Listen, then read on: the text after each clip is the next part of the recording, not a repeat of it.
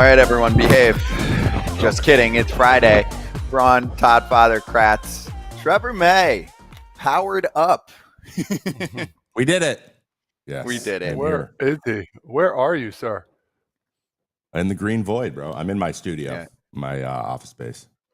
Love that. I usually have something moving behind me, but we don't have that today. Yeah, with the green screen, he can be anywhere. He can be. That's why I was asking. He might be in Japan or something. But he could be. He could be. He could be. That is correct. Hey, before we start and dive into some news, just a reminder to everyone, we've had some banger interviews this week. Talked to Teoscar Hernandez, who was awesome yesterday. That was great. Talked to Tim Anderson earlier this week, kind of coming out of the woodwork. I saw that one. The media. I wish I was on for that. Yeah, I know, man. It just didn't work out, but yeah. Was that his real? Was that his real? That's him being persona. That's real. He's as real as they come, man. Yeah, he was being real. He's real. He's intense. He's intense, and he's not getting into detail. He was letting you know everything about his scenario and his psyche, and he's been through some stuff, on and off the field, and I've been a part of it the one time with him in his first year. His best friend passed away, and he didn't. It was hard for him coming, after that, coming back playing baseball. Baseball was not in the forefront anymore, and that was the trickle effect. Like there was a couple other things, and he was young, and it was hard. It was hard for him not to dive deep. And we worked at it with him, and I, hopefully I played a little bit of a part in his career as he moved forward. I like that. Okay, We're gonna have to have him back then. No doubt. Godfather for a little combo. I think he liked it. So anyway, listen to that, and then we'll try and bring him back when he's hitting 320. Most likely. The Angels. I hope he bounces back. Comeback player of the year. We'll see what happens. All right, let's charge the damn mound. We got news to hit. Charging the mound. 2 signings, and sorry guys, Trevor gets to go first on both of these. Okay, one, it's a pitcher, Max Scherzer, $15.5 million. You think he texted Verlander, "Haha, I got $500K more than you, Trevor"? But what do you think of the move? First of all, yes, I think he 100% did that because it's exactly why he got $500,000 more, and that he was out here citing that he ever the statesman, Max Scherzer. He's the leader of the subcommittee for the PA, so. He's like, I have a job to do, and that's get more money than Justin Verlander. So I like it. The fact he's, he hasn't thrown a ton of innings last couple of years. So got to tip your cap for being savvy and going and getting another year of that kind of AAV. And then I think that it's kind of a low risk for the Blue Jays. They need pitching. Who knows? He can give you, if he gives you 120 innings of Max Scherzer, of quality Max Scherzer. I think they get their value there because they got a lot of guys who need to step up in order for them to be successful. So I think it was a good veteran pickup move for them. That's it.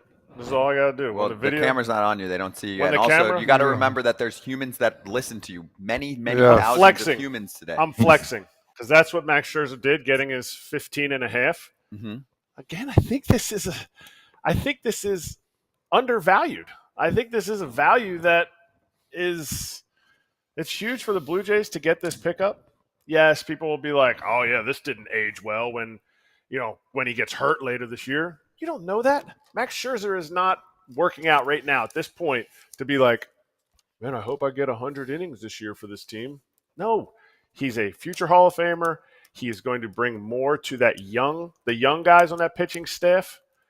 Bowden, I always forget how to say his name. Jim Bowden. No, Bowden. Oh, Bowden Francis. Bowden Francis. Yeah, is going to be just to confuse you a little bit. Bowden and Bowden. Anyway, Low and Lau. Just learning how to compete in the big leagues, and he's in the American League East. No better place to bring out a little extra fire in a dude. And if he wants to re-sign and pitch, he's going to do well. So it's a big pickup, I think, for the Jays. I mean, I know you want me to say a lot of things, but if we can zoom in on my sloppy handwriting here when we get a chance. We had a problem yesterday, and guess what? It got solved. Right. Okay. Erik, I know you can't read that well.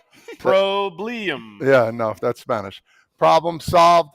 And guess what? It didn't take much conversation. Scotty, you and I talked yesterday. Erik, I don't know where he was, but at the end of the day, things got solved. They talked him into, so give everyone a little context in case they missed yesterday's show. Well, yeah.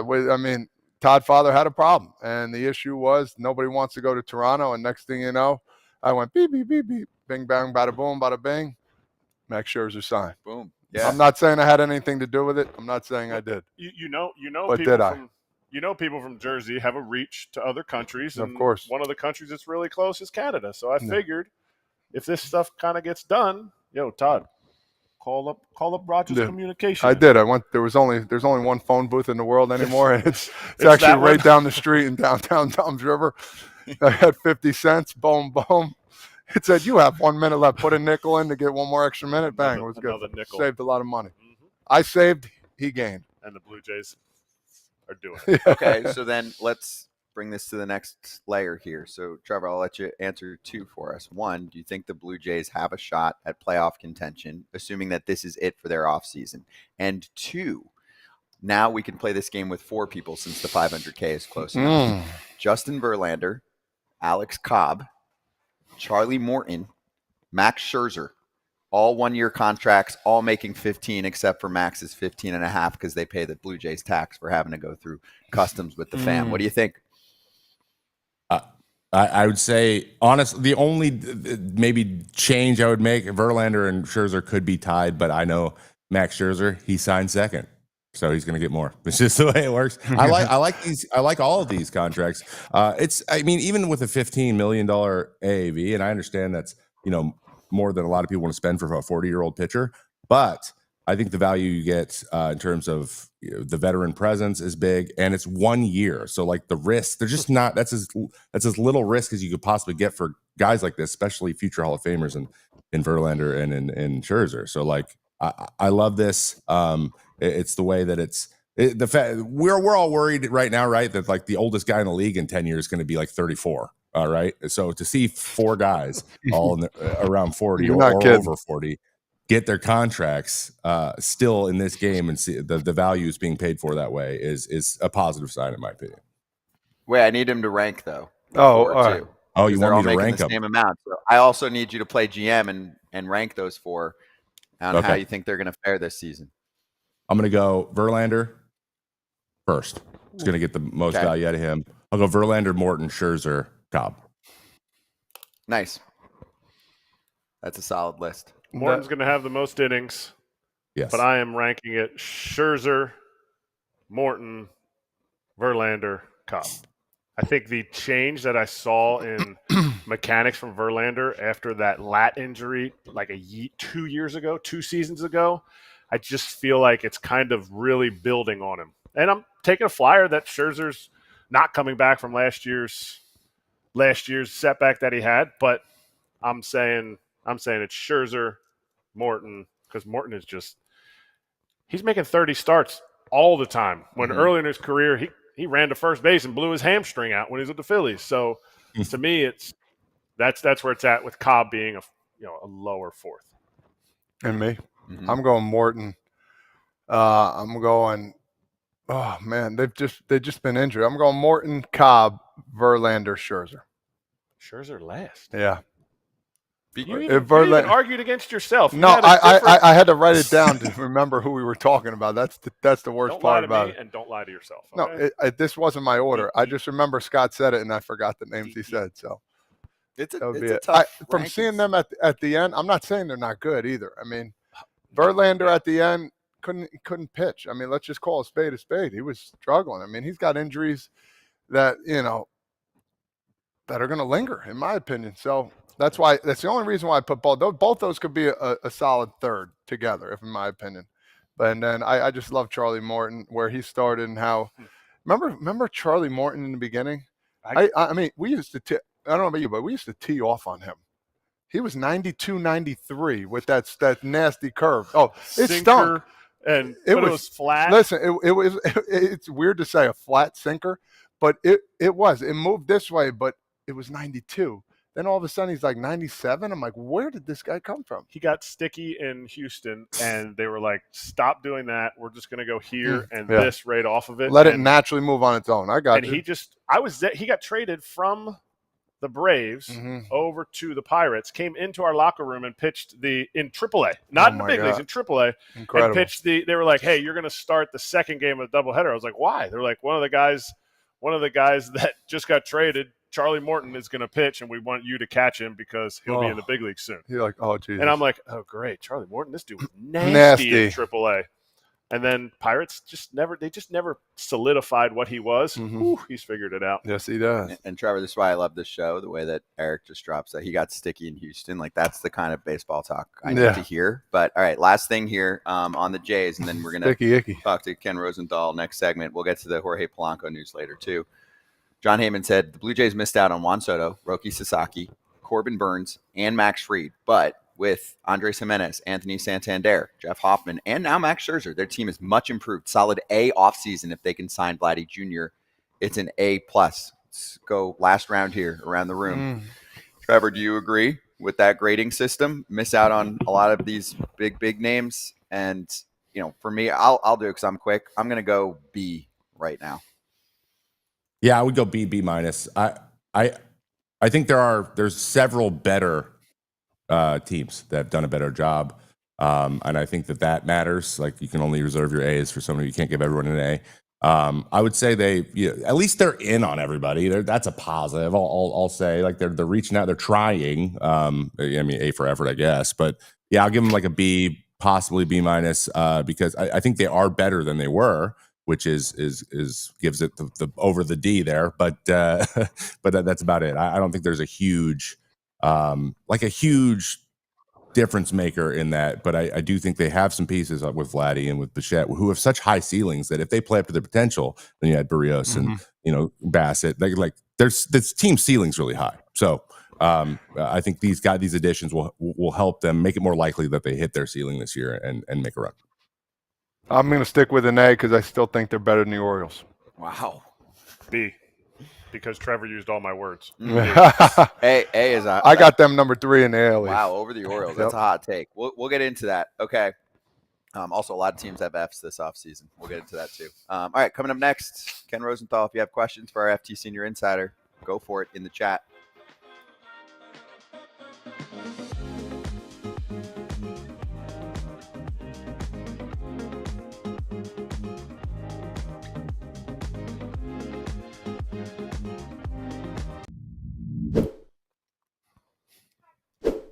If you want to fuel your personal best, you need a little muscle support and recovery.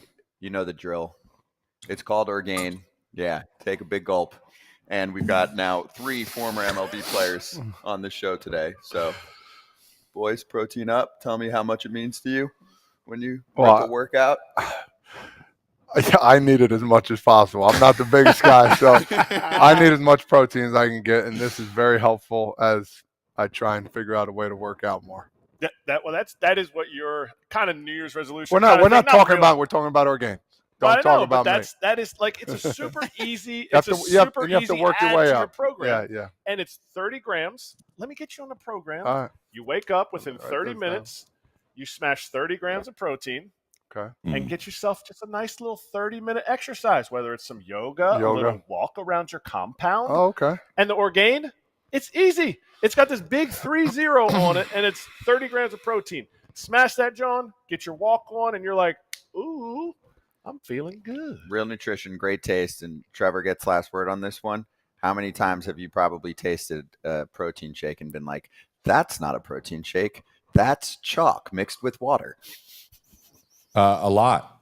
It's important. It needs to taste good. You need to wake up and eat something that you enjoy eating first thing in the morning, and it just can't be bagels, which is all I've eaten in the last 18 months. And my weight is showing me, so I'm excited to get some more gain in my life, and then maybe get on Peloton once in a while. Fatty, figure it out. Orgain.com/foul30 is the spot. Okay, go check it out. Foul30 is the code for 30% off. For 30% off, again, you got to go to Orgain.com/foul30 and use the promo code FOUL30. Best tasting protein shake out there. If you prefer the powders, you go for it, but it tastes freaking awesome. That's why we're talking about it. Be right back with Ken Rosenthal.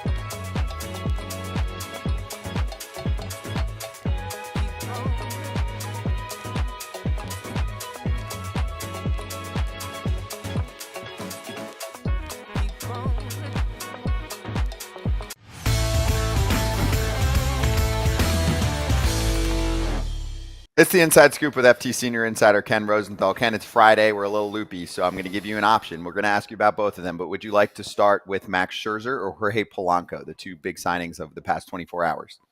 I would say Max Scherzer. Boom. All right, let's do it. Your thoughts. He's going to the Blue Jays. He is. And what's interesting about Max is that he's still going, right? At the age of 40, 41. And remember last offseason, he had back surgery. So he didn't have a full offseason. This offseason, he's healthy and in a position where he could work out and do his normal regimen. And I know he's excited about that, about the mere fact that he is having a full offseason. This is one of the most competitive people I've ever met, inside or outside the game. And I would never bet against him. I know, obviously, he's had a series of injuries in the last few years, but I'm eager to see him pitch again in 25. Obviously, this is a different offseason. If we had heard anything about Max Scherzer before, it would have been like, whoa, Max Scherzer's going here. Things have changed with the back surgery and kind of the season that it is. Were there other teams that were in the mix? And I say that because of the fact that I don't feel like $15.5 million is that much for what he brings, that aura that kids talk about all the time, that competitiveness to a pitching staff, which I think is a huge, huge bonus for this team that already has a lot of really competitive pitchers. Well, the injuries certainly played a role in the salary. He's had a number of issues in the past several years. You can't count on him the way you once did. Remember when the Mets paid him 40 or so? It's not happening anymore. So that's the reason why he didn't get huge money. It was quite interesting, as Chandler Rome of one of our podcasts pointed out, that he got $500,000 more than Verlander. Those two guys have been in competition their entire careers, and I'm sure that was not an accident. So I don't know exactly, Eric, where the other interest was coming from, how much interest he might have had, but he's going to a team that you guys were just talking about, wants to be competitive. I'm not totally convinced yet they're there, but they've done a lot this offseason. Now, I still wonder, okay, even if they're good in 25, what happens in 26 and beyond, especially if they don't re-sign Vlad Jr. But are they going to be an interesting team on the field? Yes, they will be, and Max makes them that much more interesting. Ken, speaking of teams that are really going for it this offseason, the Seattle Mariners went and got Jorge Polanco. What is your reaction re-signing him? How did this thing come about? We heard about the Astros, but the Mariners end up snagging him and bringing him back. Trevor, they've been looking for infield help the entire winter, and Polanco is a guy that they had last year. They liked.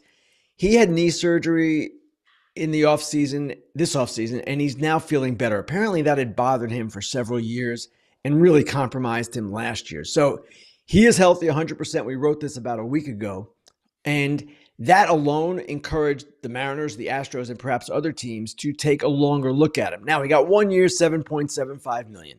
Didn't break the bank by baseball standards, but the Mariners clearly are in a situation this offseason where they don't have much room to work with. So he's a guy that fits for them. He's going to play third base for them.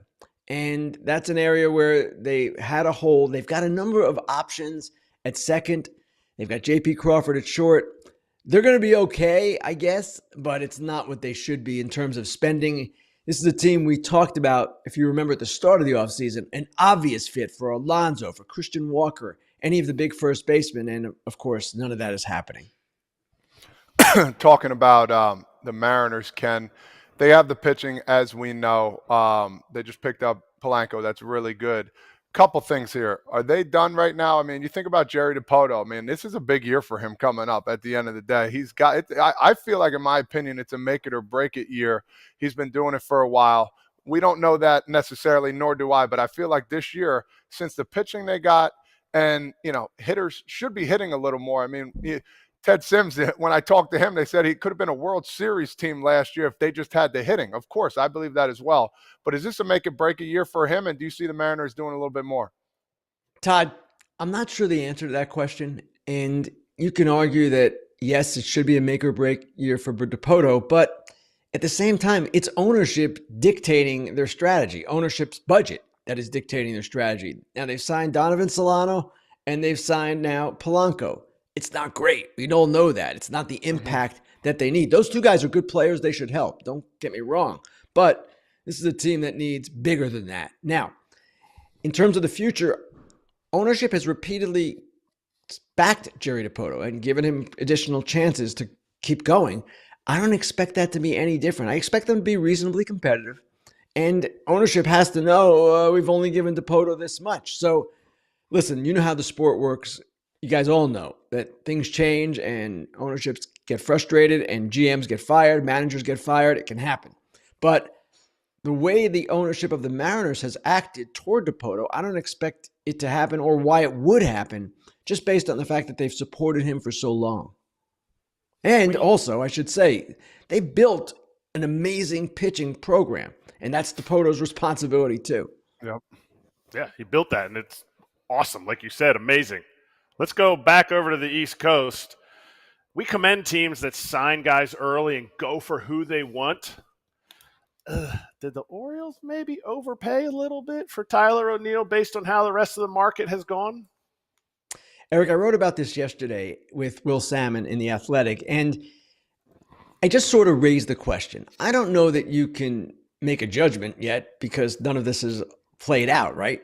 But Tyler O'Neill is a guy who got 3 years, $49.5 million with an opt-out after one. He's a guy who's been hurt a lot the last few years.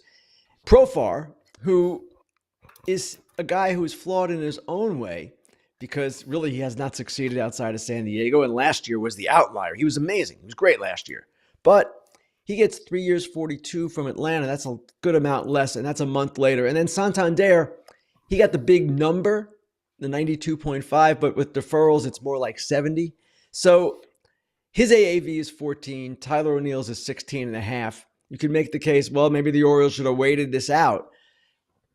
My question is more the choice and whether O'Neill proves to be finally a healthy player and one who is really productive over, 130, 140 games. He's a guy with immense talent. We all know that. And he's the right-handed bat they need to replace Santander. And keep in mind, they gained a draft pick by losing Santander after making him a qualifying offer. But I just want to see how it all kind of evolves this season. And I just thought in the column it was fair to raise the question. Okay, as you asked, did they jump too early? I'm not sure the answer is yes. I'm not sure the answer is no. But it's something that I'll be checking and we'll be following the whole year. Speaking of other interesting things that you've mentioned recently, Lance Lynn drawing some interest as a closer, which piques my interest as well, but I am interested to hear your thoughts. We all know about the mentality, but what else about Lance Lynn would make him a great closer in your opinion? I'm on board, and he seems interested, but where this seems a little bit kind of out there for the current news right here in February. Trevor, when I heard it too, I thought it was out there as well. And I talked to Lance and he said, yeah, teams have been calling about this and they're noticing and seeing just what you just described. He is one of the most competitive guys in the game. He is absolutely unafraid. We know he relies on his fastball, and it's, here it is, hit it. So could he be Emmanuel Clase? I don't think so. But at the same time, he had a pretty good year last year, and he's had a pretty good career in general as a starter. So I see no reason why he couldn't succeed in the ninth inning. He certainly would not be afraid. Now, whether this all comes to pass and he ends up signing as a closer, that remains to be seen because he is still, of course, drawing interest as a starter as well. But here he is, and you asked about him and physically where he's at. Well, look how thin he is compared to where he was. He told me that he was at 280 and he's down to about 250, 255. He adjusted his training regimen because he was frustrated last year that he spent time on the injured list with that knee problem. So, again, is this guy going to be Mariano? No. But could he close? I have no doubt he could close and probably be pretty good at it in a relative sense. He's not going to be one of the top guys, but could he get the job done? I don't see why not. Ken, I want to take us to the Yankees. We haven't talked about them in a minute. They did a lot of their damage earlier this offseason, but some fans are asking specifically about their infield. Do you think they're comfortable with the infield the way it is, or do they perhaps make a late move to try and shore up third base with Jazz at second?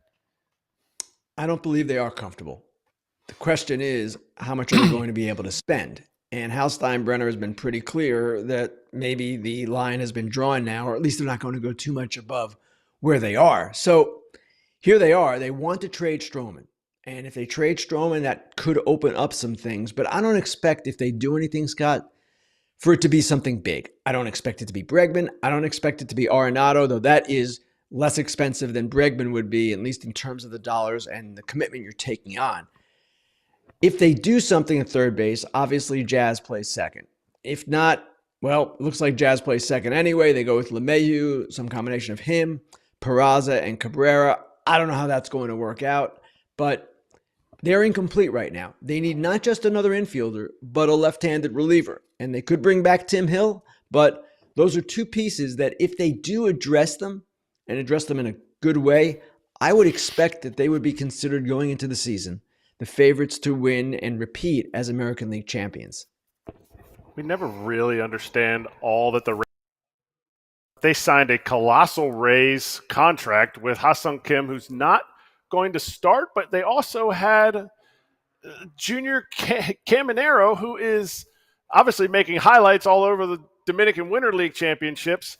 It felt a little weird for me. I get the value add that they're getting for Ha-Seong Kim, but is it telling you what they really think of Junior?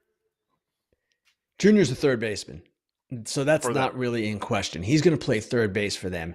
And Ha-Seong Kim, I know this confused a lot of people. Why would the Rays go out and sign an injured player to the salary that they did when they could lose him after 1 year?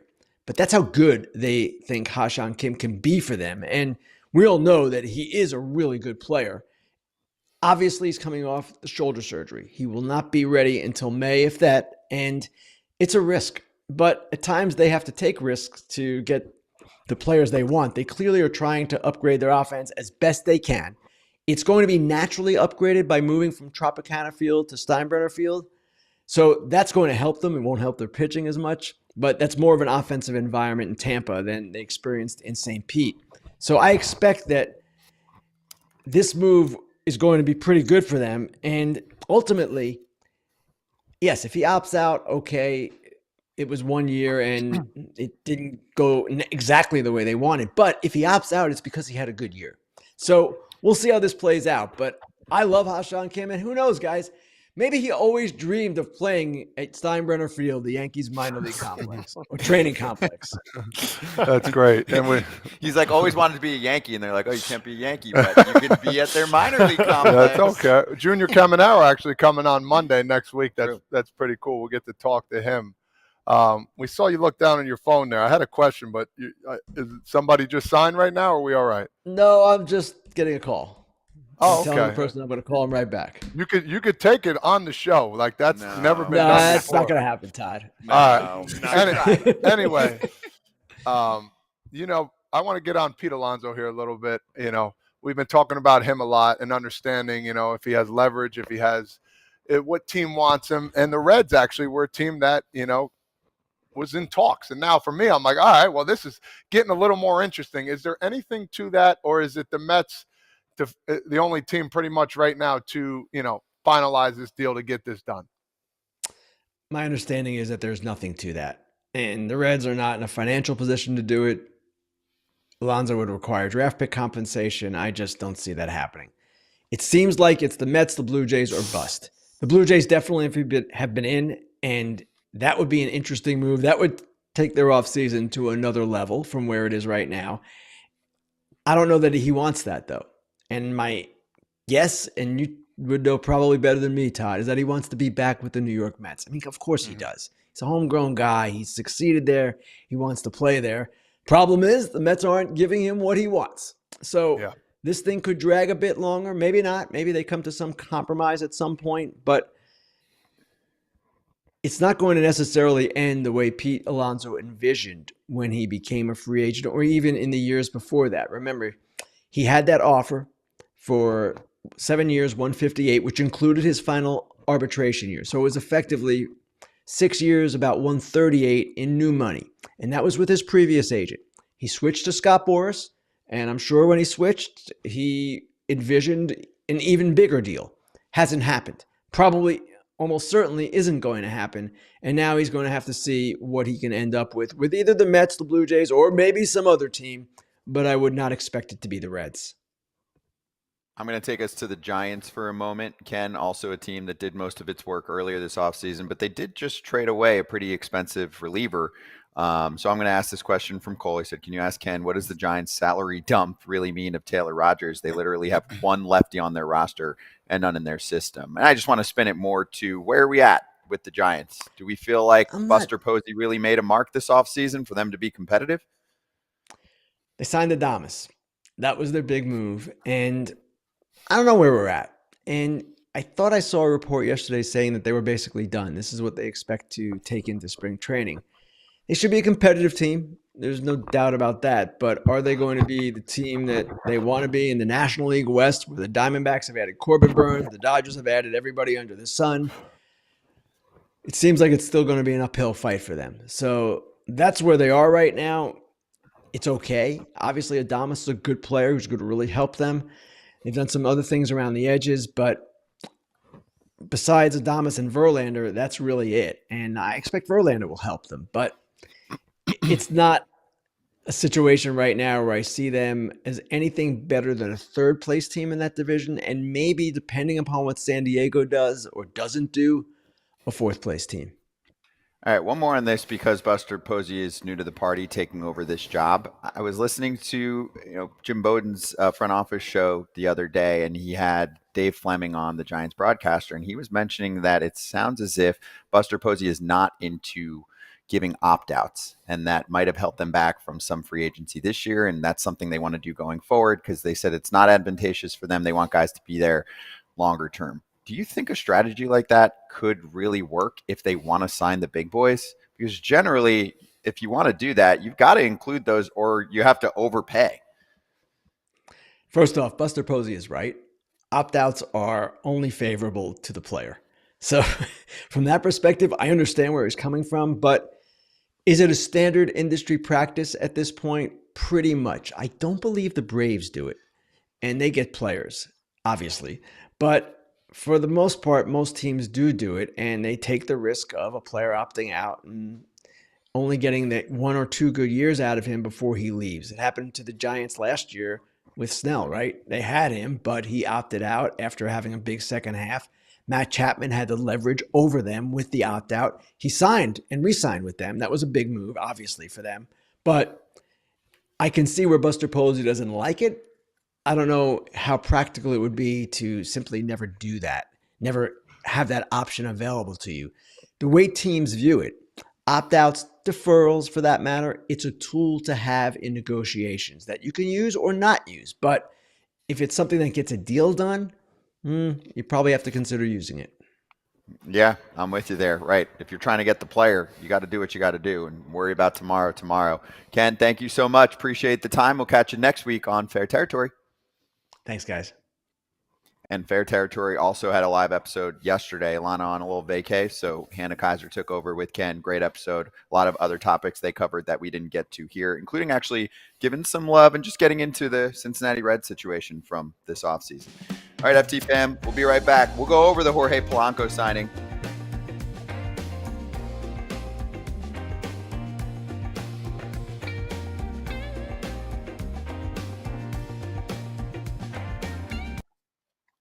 This one's a special for Red Sox fans out there while we have a moment.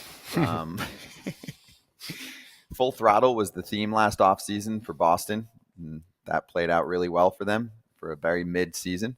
So country music star Jason Aldean, did I say it right? Yep. Nice. Look at me. It has a Full Throttle tour in 2025, and it makes a stop at Fenway Park May 30th. Trevor, I don't think he actually came up with this because of one stop on the tour, but it should help sell tickets in Boston because they finally will get the Full Throttle that they were promised. I mean, he's a star. I mean, they're going to get the tickets sold. I mean, it's Fenway. They sell tickets for that place pretty easily, I guess, rain or shine or good or bad. So they're not having problems getting people into that stadium. But yeah, that is a little bit odd that it's happening right at that time. But yeah, I doubt it has anything to do with the slogan. The players don't even remember what the slogan was the next year, so I doubt Jason Aldean did. We remember, but do you work for the Red Sox? You know that they get people in the seats no matter what moves they make, no matter what stars they get rid of, people still keep coming to concerts, not Fenway games. Park. Oh, Concert. Hey, they still keep coming, so that's why they don't want to go out and spend and get them big boys. Come on, man! They got the monster. It's super cool. Everyone wants to see the monster, so everyone wants to be there for that. I mean, I played for the Twins forever, and it was always sold out when we went there. And who's going to the Tuesday game with the Red Sox taking on the Minnesota Twins, and it was always packed. So I'm going off of that, but I'm not there every day. I never played for them. Sad. Chris Parmalee and the Twins. This year, the fighting Chris Parmalee, center fielder Chris Parmalee. Yeah, center fielder.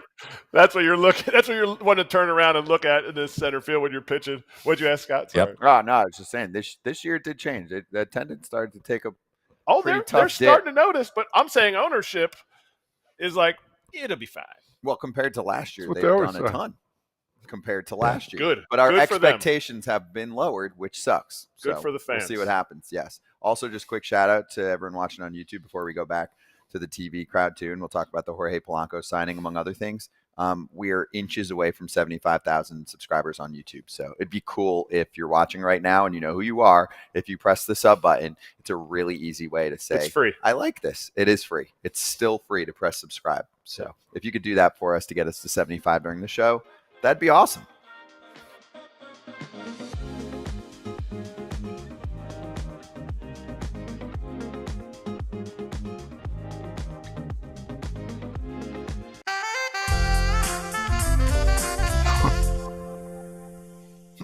Wow, that's got a late night vibe to it. Ask me anything. Oh my you God. like that, Trevor? Like Full House. My bad. I like it. What about May ask anything? May ask anything. See what Trevor thinks. Yeah. May I ask anything? Question mark. Oh, I love May puns. Keep them coming. As many as you want to do, guys. It's the best. I love it. My show is called Huge Kratz. We're going to stick to Ask May Anything. So Okay, go. May I begin with the Mariners signing Jorge Polanco back to the ball club. A little under $8 million on a one-year contract. Yes, we had seen the Astros pretty heavily involved. He ends up selecting Seattle. This one's pretty interesting. And as Ken Rosenthal put, the Mariners acquired him from the Twins last January. He had been a really solid player for years. I think it was 120 OPS plus in the prior 3 seasons before that combined, right? 20% above league average. It's a really good player. And then he absolutely tanked this year, and his strikeout rates ticked up. Trevor, you're in the great state of Washington, so you can start us off with why a guy who struggled like that decides, you know what, I'm going to go back and try and prove that it's not the ballpark. I can overtake the ballpark. Your thoughts on this? I know he had knee surgery too in October, but do you think it's just, hey, he got the best offer here, so he's going back, or a player actually wants to try and hit in Seattle when it was like his worst season? Unfortunately, I think he got the best offer there, most likely. It's not the most exciting offseason for them. A lot of anyone with a pulse looking and like, oh, is this team, making moves? I mean, they fired their manager and then didn't do anything. And so I don't know how, that really computes. That doesn't really make sense to me. It feels like hold pat for me.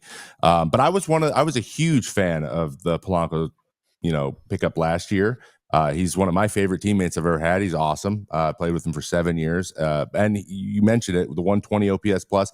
Up until that time, that was the last 3 years. His whole career is a 115. So that's a good hitter. That's a well above average hitter, especially for a second baseman. But we know he's had lower extremity issues with the ankle for a couple years before that, with the last couple years with the Twins, missing time. And then, we said there's something going on with his knee. If you got some nagging stuff and it's affecting your swing and affecting your ability to run and go side to side to field the ball, it's hard to play this game with something that just doesn't feel great. So that's always a positive when I hear something got fixed or they addressed a problem that they were trying to work through for a long time.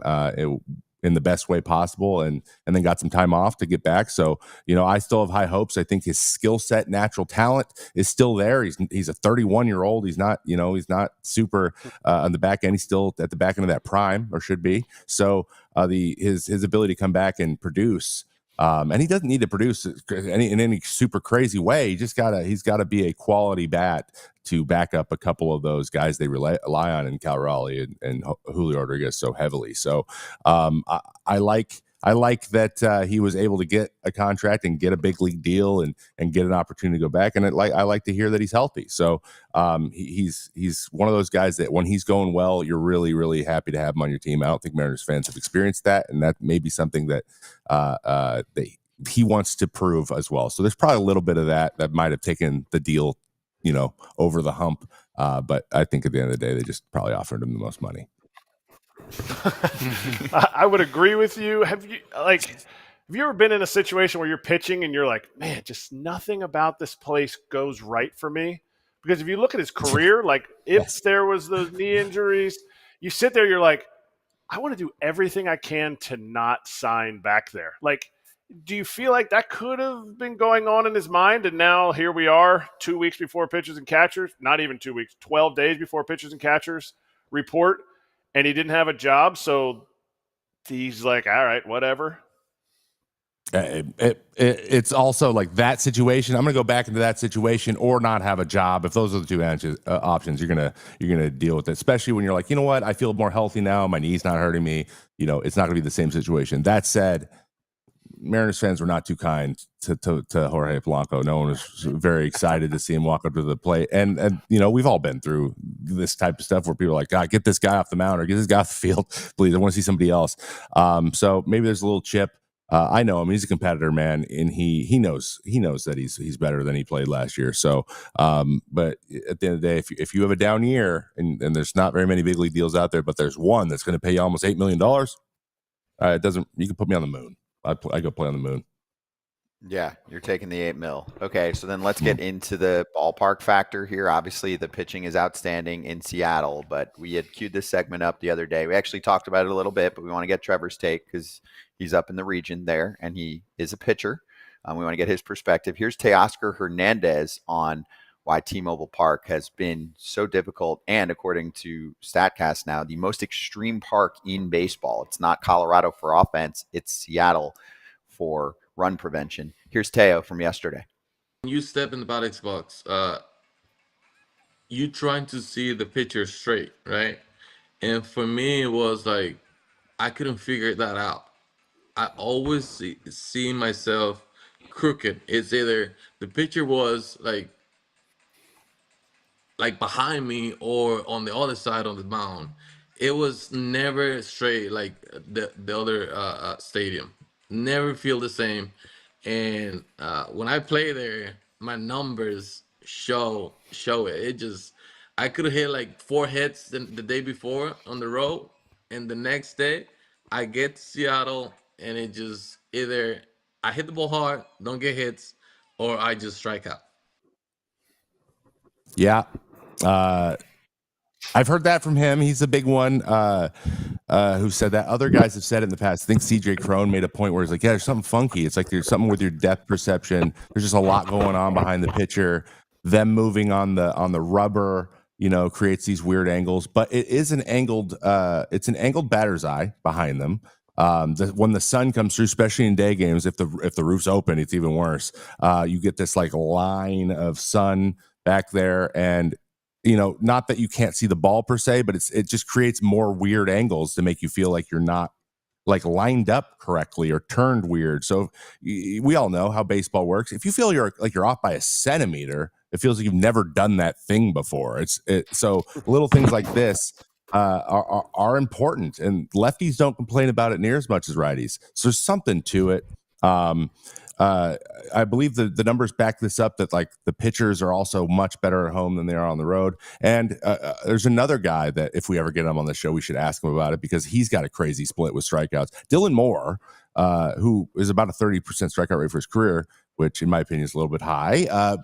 Later, like at home, it's like 40% for like his career. It goes way up. and he's a right-handed hitter, and there's something about it that people can't see. It's almost to the point where I'm like, hey, maybe we need to get some sort of matte black material that absorbs light, so there's never a glare, or just change it if you want your guys to hit, make it flush with the rubber. It's just there's a lot going on, and then you add the marine layer and the roof being closed or open, and where the gaps are on the roof and how the air comes in. All that stuff is weird in every park with a roof that is retractable. So all of those things together make it just a place that's a nightmare for a lot of guys, and you just feel uncomfortable. You just feel uncomfortable in the box. So it's to the point now where I'm like, hey, Mariners, maybe you should just go with the Royals formula here. Just get a bunch of dudes who can run and steal bases and make mayhem, because it's impossible to throw anyone out anyways now, so we might as well be doing that, and just give up on the homers and the doubles, just singles and steal bases. That's how you win games. Win 3-2. That's what you're doing anyways. That is so true. Dylan Moore did come on and talk about it for 2 seconds, but like any other still active player, you're like, I don't want to put that out there, don't want to make people think I have an excuse. But my question to you is, you see this pitching staff, and I praise this pitching staff for exactly what they are. Watching them and hearing guys that face them, they think they are nasty. Are they a little inflated? Is this pitching staff, because of now all these numbers that come out, you sit there and you go, maybe this starting rotation isn't the best in baseball. Maybe this park does help them a lot. I think it inches them, into the it's kind of unanimously known as the best rotation right now. Like if you ask anyone around the league, the Mariners are going to come to the top of mind quickly. I think that maybe the park takes them to that point where it's not really a conversation anymore. But they're definitely, just talent-wise, it is pretty relentless. It's just power arm after power arm after power arm. There's no let off. They're all young. They all can strike guys out when they need to, and they got a great pitching development program there too. So these guys are as good hitting their potential quickly, and they're early. They're coming up young. I think, for example, George Kirby, we haven't even seen remotely close to as good as George Kirby can be. When that guy figures out, when he gets his veteran pitching mind fully under him, after he's not 26 anymore, when he's 28, 27 maybe, he's going to be throwing that mid-2 every single year. He's just got that kind of stuff, that kind of command. So if you go look at each pitcher individually, well, that guy's pretty good. Oh, that guy's pretty good. Oh, and then it kind of comes, okay, yeah, they're not fun to watch. If you had to pay them for 5 straight games, there's at no point can you be like, okay, I can take my foot off the gas here as a hitter. I just think how it is. There's certain guys you go and you're like, ugh, when you're preparing for them. When your team has 5 of them, it's just you're the best rotation. So I think that it maybe they're pushed forward a little bit by the boost of the park, but they're still really good on the road. So I think that top to bottom, they're just as good or better than anybody. Yeah, I'm all for that contact speed, dudes. And I know you're going to get the pushback from people saying you need slug, you need power. They have it. Cal Raleigh's there. They have guys that can do that. They don't have enough speed, though. No, they don't have enough speed. Polanco's not that guy. Not that guy. Yeah. They got to have a better speed. team batting average, 100%. Yeah, right. Yeah. Team batting average. Wait, what? Batting average? That's yeah. stat? Oh, yes. Oh, damn. You don't say that. Hey, I'm not old school. We know that, but also that average actually should matter for the Mariners. All right. Next up, we're gonna run through the Boston Red Sox with Jonathan Papelbon. Pap's ready to go. Part of the FT fam. We'll see him in a sec.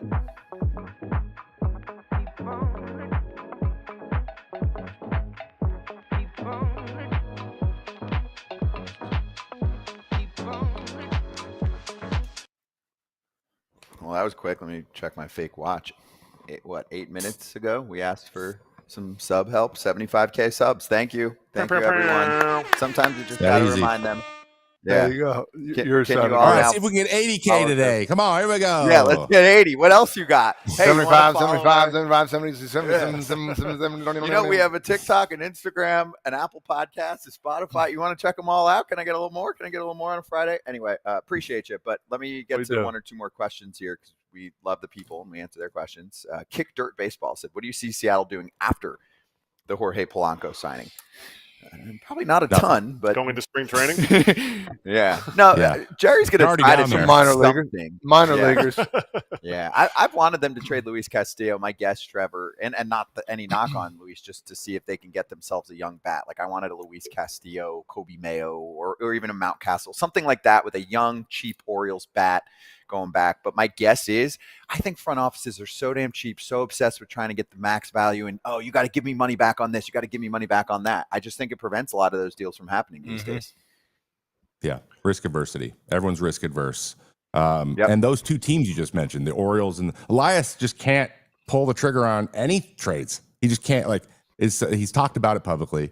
He knows these guys personally, which actually, to be honest, it was refreshing to hear that for once. Finally, to say I like these guys. It's tough to get rid of them, but the Orioles are kind of doing a lot of the same Mariners stuff. Like they're in a window too that I don't think they're executing on near well enough. It's just kind of just trying to tighten up something here and there, and maybe tighten up the profits a little bit. It just doesn't feel very fun as an owner, and neither one of these teams really want to rock the boat too much, and they kind of just want to stick with what they know. And for the Mariners, it's pitching, and for the Orioles, it's having left-handed blonde prospects. Yeah, that's a good point. I was going to say also, I mean, that was the funny answer. The nerdier answer is like those Baseball America rankings, and trust me, I'm all over them. I host a show with BA, but the Orioles got to be near the top there. We got to keep that standing, guys. Got to be in the top 10. It's like holding all the chips in a poker tournament. If you just get bled out, you never win. Right. Mhm. Oh, that's Sometimes you got to a good push. analogy. Don't let these prospects' careers bleed out, because each year they get 1 year older. It's like girls in high school. And you haven't extended any. They stay the same. They may. All right. No extension. Nothing.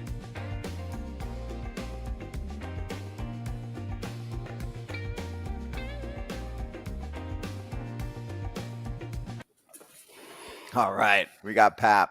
Look at the company, man. Oh wow, Red Sox Mr. analyst Nesson. with What's up, Holy my people of cow. FT? How you doing? How you doing? Good to see you, Pap. It's been a minute. You got a good crew here today. We're going to Holy be like cow. serious and dive into these Red Sox storylines. We're going to all take turns and ask our questions, right? Because fans want these previews that we're doing. But before that, I mean, we got to get to the headliner and not bury the news. You think Aaron Judge is going to still have it in his head that he had a rough postseason? I see your little quote tweet that you did saying 0 chance Judge is going to take his 24 playoff struggles into 25 with a 210 average and 3 homers in the first month. Book it. And that was in response to yesterday. Derek Lewandowski, Pinstripe Territory host, go check it out, talking about Judge being just fine and clearing his head. Your thoughts, Pat? Look, I mean, I love Derek. I think he's a good guy. But, here's the thing at the end of the day, all baseball players are mental, man. They all are. We're just built that way, and we press. I mean, I've pressed. We've all pressed in certain times, and I think that the pressing from what he showed in the playoffs is going to just continue. I mean, look, could he go out and just, hit 15 and 320 and slug 800? Yes, he could do that, but I just don't think the possibility is there. I think he's going to be going up against much better pitching staffs in the AL East this year, and I honestly think the struggles continue. I think he's going to have to find something else that propels him. I know he's a regular season player, but the first month to me is going to be very interesting, and I just don't see it happening. Hey, and I want everybody to know, Papelbon keeps it real. Last year, he put $1 million down on Twitter. He said it, that Junkie Ball Game, Giancarlo Stanton was going to hit under the 29 home runs, and he ended up 27. So while he's wearing a Nesson shirt, he's not just trolling. This guy knows baseball. He watches the AL East, just like he watches that haircut. Hey, you look sharp today, Pap. You really do. Thank you, Kratz. Just got this done for my FT, my appearance today. All for you. Yeah, well, we love our friends there. Love that. I want to ask you about the AL East a little bit too, talking about Kratzy bringing it up. Toronto just got Scherzer. I thought they did a really good job of getting a couple guys in. Alonso, I think, is on the radar. Yes or no? We don't know. Where would you rank this AL East? So for me, I talked about it. I got a couple looks over here. I got Toronto as the third best team going into the season right now. I would love to hear what you think about the AL East and where Boston and the Yankees kind of, set up here and with the other three teams behind them. I'll just add a caveat. Save your Red Sox stuff, though, because we'll do storylines. But rest of AL East, and then we'll dive into Boston. Sure. Yeah, so as you well know, the AL East throughout the season, they tend to beat up on each other a lot. So when you play other divisions and when you play on the road, those are very key. So last year, the Red Sox didn't do that well at all. And I think that was one of their biggest struggles, was not beating up the teams they were supposed to beat up. But the Max Scherzer signing, for me, phenomenal. Played with Scherzer, is a true leader. And I don't care how old this guy is.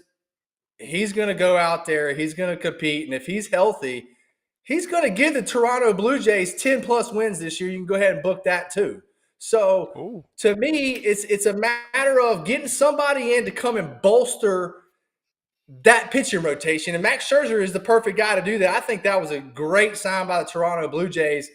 But you're also going to be looking at, the Yankees, who have also bolstered up their starting rotation. So to me, it's this year in the American League East is going to be all about pitching. Where in the past 2-3 years, it's been nothing about hitting. Judge hitting 60, Stanton hitting his, Devers hitting his, and Vladdy getting his. So to me, this year is going to be all about pitching. So I think the Red Sox realize that. It's a good call, and that's a perfect way to start up storylines. There's more arm talent in the division. So let's hit the Red Sox 25 storylines.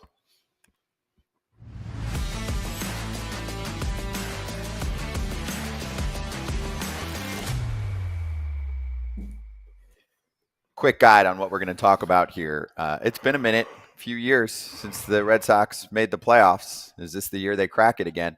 What about the ETA for their top three prospects? Meyer, Campbell, and Anthony. Used to be 4, but Teal got traded away for Crochet. And with that, we'll talk about Crochet and Walker Buehler, along with Lucas Giolito returning sometime in 2025. And then closing time, what are we thinking for the 9th inning? Kenley Jansen is gone. Liam Hendricks, Robles Chapman, someone else, maybe some late move. We'll see. All right, Pat, let's start at the top. 3 years since the Red Sox made the postseason. Is this the year that they get back? And if yes, why? If no, why? Well, I say yes, just strictly because of what they've been able to do this offseason, okay? They had to give the fans meaning and give the fans something to come to the park and cheer for, because the last 3 years have been miserable. But to me, if they don't make the playoffs, you know what's going to hit the fan, and it's going to be turmoil in Boston. There's no question about it. But I do think they will make the playoffs this year. Do I think they will win the division? I'm not so sold on that yet. Give me a month or two, and then I could probably answer that better.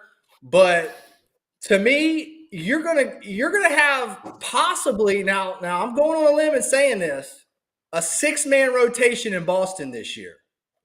So to me, not only does that help bolster your bullpen, but it also allows your starters like Tanner Houck, who's a young guy, Crochet, who's a young guy, to possibly pitch 160 innings, but those 160 innings are all A-plus innings. You're not getting a beat-up Crochet every day or a beat-up Houck who is second full year. So to me, that's very, very key for them this year, is to keep that pitching staff and that pitching rotation healthy. And if they do, they will make the playoffs. And, you're going to have a little bit of mix-up in the lineup as well. And we'll talk about that later. But to me, you're going to have opening day. You're going to have a 6-man rotation. Yeah, you said that because you're wearing your company man shirt. I get it. It's fine. I get where you're at. I get where you're at. You don't even have to respond to it, because I want to know what you think the ETA on the big 3 are with Campbell and Meyer and Roman Anthony. What do you think that ETA is? Because I think that's maybe what you're talking about with the lineup. Yeah. Okay. So Christian Campbell's going to break camp and start at second base this year. That's my first big. My first big of the big three. That's my first one coming out. I believe opening day roster, he will be starting at second base. I think you're going to have Duran in left field. You're going to have Story at shortstop. Devers batting third at third base. Casas fourth. Abreu in right field. Yoshida's going to DH, but my senses say that by the time the season's over, Yoshida won't even be with the Red Sox. Wong catching, Campbell playing second, batting eighth, and my MVP candidate, Fiella, playing center field. That's incredible. Good for you. Now let's get back to the pitching here. I mean, they boosted it with Crochet, as we talk about Buehler, and now we got Giolito coming back here. Is this enough? I mean, or is this going to be the staff of old now getting after it for the Boston Red Sox? Well, Frazier, I think that it's enough. But here's the thing: is Walker Buehler is going to have to come into Fenway and prove that he can pitch there and pitch to right field and be able to command his fastball down and away to right-handed hitters and be able to throw inside to left-handed hitters. But Giolito, for me, is the biggest key in this entire equation. If Giolito could come back to the form he was when he was with the White Sox, I believe this pitching rotation has a chance to be one of the best ones in the AL East, if not the big leagues. Dang. Wow. Whoa. Love to hear it. Trevor, you know a thing or two you want to comment on that before you get to your question? I agree with that full. Boost? I agree with that fully with the starting pitching. I think they got all throttle? tons of great high ceilings. It's just guys with injuries, right? And the bullpen's the same way. So we have no Kenley Jensen, Aroldis Chapman, a new acquisition. We got Hendricks coming back and being healthy, hopefully. A lot of dudes with high ceilings. Who's going to close for this game? Who's going to or for this team? Who's going to throw the back into the bullpen? And if it's not one of those two guys, is there a young buck in that bullpen we're not thinking about that you think? Yes. You're the expert on closing. You think there's a young guy who could do it? So that's a great point, Trev. But, for me right now, opening day closer is going to be Aroldis. You paid him to be your closer. He's going to be your closer. Liam's going to set up him. And then you've got my biggest sleeper is a guy named Zach Kelly.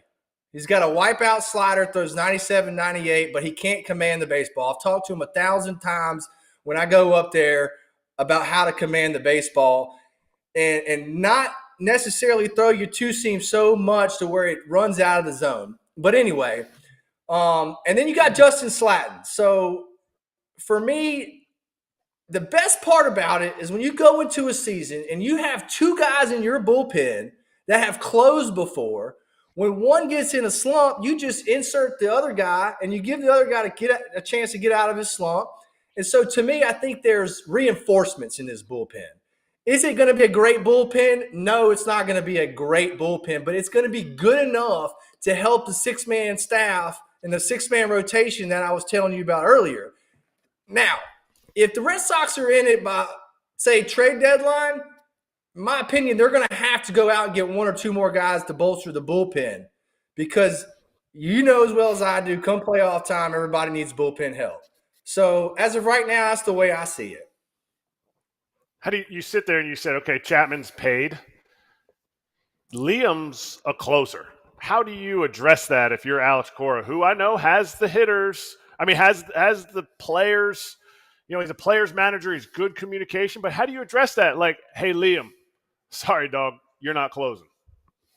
Well, Alex Cora, in my opinion, as a teammate when I played with him in Boston and now as a coach, has an uncanny ability to be able to communicate not only to teammates but his players as well.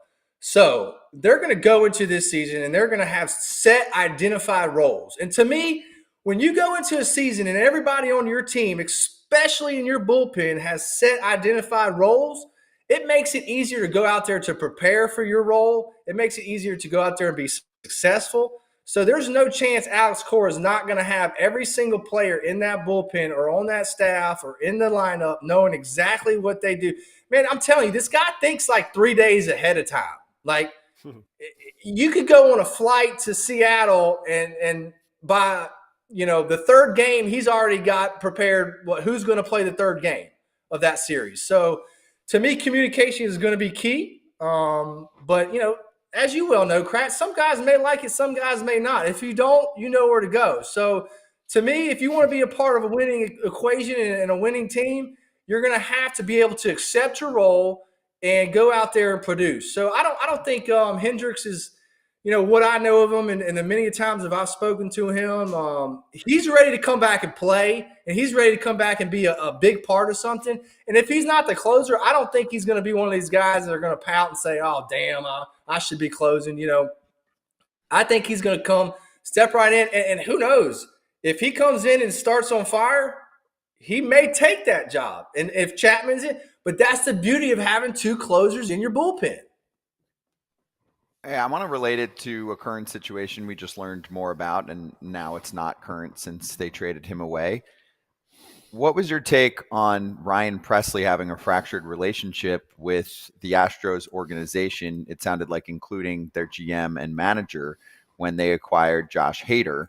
Obviously, this is a different case. Presley was somewhat of even, you could call him close to legend status in the way that he was dominating the playoffs for them, helped them win World Series, but then Hader's the shiny new toy on the market. They probably told him he could close. So, I mean, you can relate it to what we're talking about now, but what do you think? Because we talked about this yesterday, and I was like, how do the Astros not do what they do? Like, what are they supposed to tell him? Like, hey, we're not going to pick him up, and we're just going to have one less elite arm on the club? Yeah, and I've been through that situation. I've had my job taken, and I've taken jobs of closers.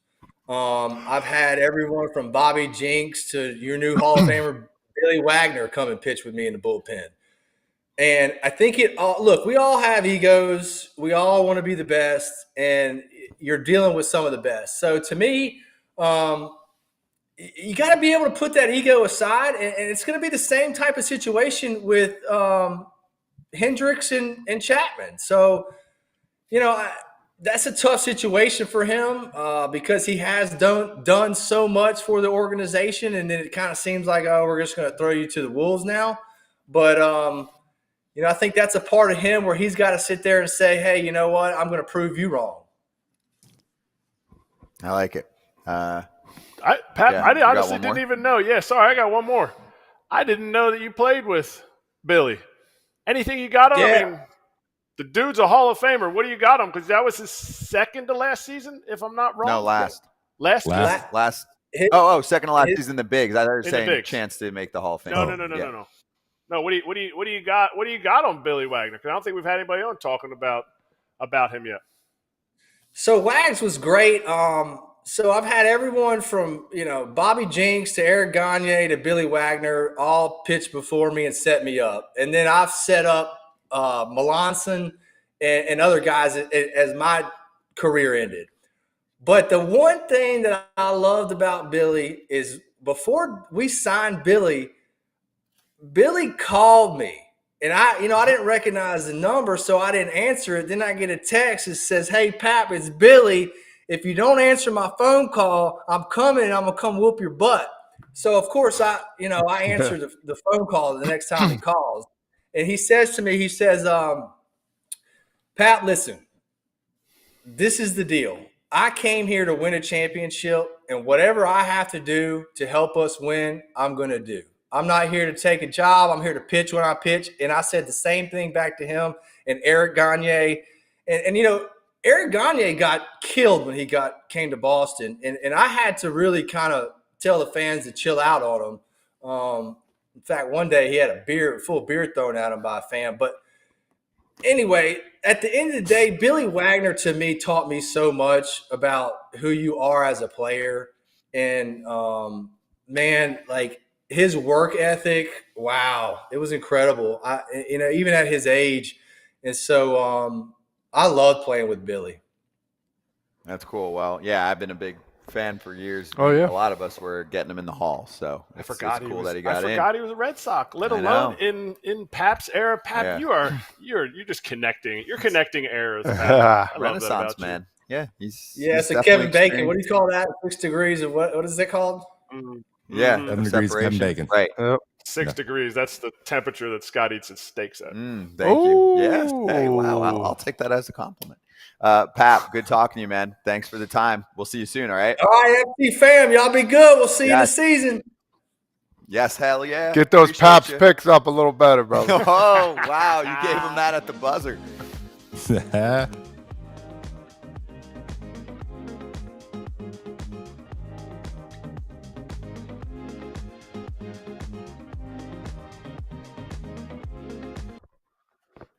Hey, what's up? We're back for a few minutes. So the Chase Field roof had a problem. Come on, Top now. Father. Come It on. was fixed. now. They Hey, fixed hey, it. They either had to That's open it great. or close it before fans got there because of a cable issue. You don't want that falling on people. Yes, we do not want people dying at ballparks.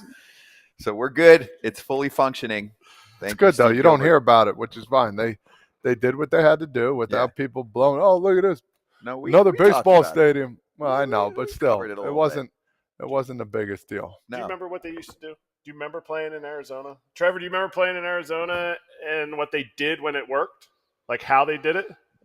It was No, I was always just praying it was closed all the time. That's as you far were as it you were went. probably not even out in the field, but they would announce they Oh, would do the damn. national anthem, and then they would be like they'd start the music, and it was like do do do do do do do, Oh, as they were closing it yeah. or opening it, and you're like, this is great, and the fans loved it. The local fans there, because at that time there was like 15 to 20 fans that were at those games. Oh my 15 god! to 20? Yeah, Like, you had that old lady up top with the flags Dozens. and stuff. She going was, for it. yeah, she was. I mean, she was number one fan. She was a number one Diamondbacks super fan. She'd be like, fan. Todd, you're the best, Todd.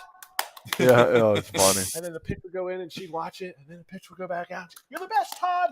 But anyway, no, they used to do a big ceremony about it, and they used to have it open during batting practice because they had real grass, so they were trying to burn it. I mean, help it grow. And it was so freaking hot. I was like, what are we doing with the dome, with this roof here? But they made a big deal out of it, so I'm glad they can get it back. Do you remember the Diamondbacks mascot there? The, They always play rock, the, paper, the, scissors with them. cat thing? Yeah. You always play rock, paper, scissors. You were still eating. I was not. I was definitely eating. I definitely wasn't. I can probably never. didn't know I was on the I team. can never beat him. Never. Baxter, the Bobcat? Baxter. Bob I could Cat, never thank beat. you. He'd come over and be like, and he wouldn't speak. There's Rock, three- paper, scissors. He There's three beat you every choices. time? Every time, There's bro. three choices, and he only has 3 fingers, so He got me.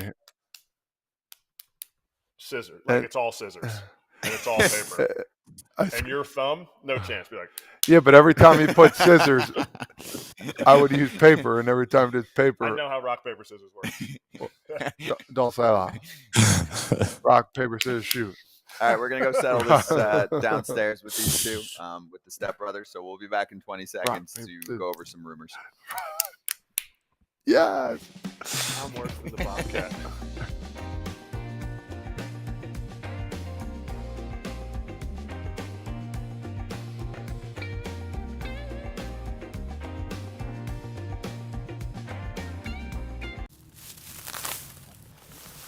Because it gets rid of. I'm sorry, Scott. I do have a stray cat in my backyard named Oreo. That's perfect. We named him Oreo. It's a perfect start to In the Weeds. Yes. You Of know, course you that named him. means He didn't tell you his name is Oreo. It's a black and white Stop. cat, and we Yeah. named No, him Scott, Oreo. Stop interrupting. yeah, we dive deeper into some things that you're interested in, some things that you might not be interested in. You have to deal with it. Trevor You can't Mayhem look loves away. it. Yeah. Tell me more about this cat. Oh, I'm telling you. His cat's name is Dylan Cease. Go ahead. So a couple notes from John Heyman's notes column in the New York Post. He said the Mets are discussing Dylan Cease trade conversations. That didn't make sense. Dylan Cease trade with the Padres. Wow. And that the Padres would listen on anyone who is not Tatis or Machado. And they may prefer the Mets list of prospects over the Cubs Ooh, list baby. of prospects.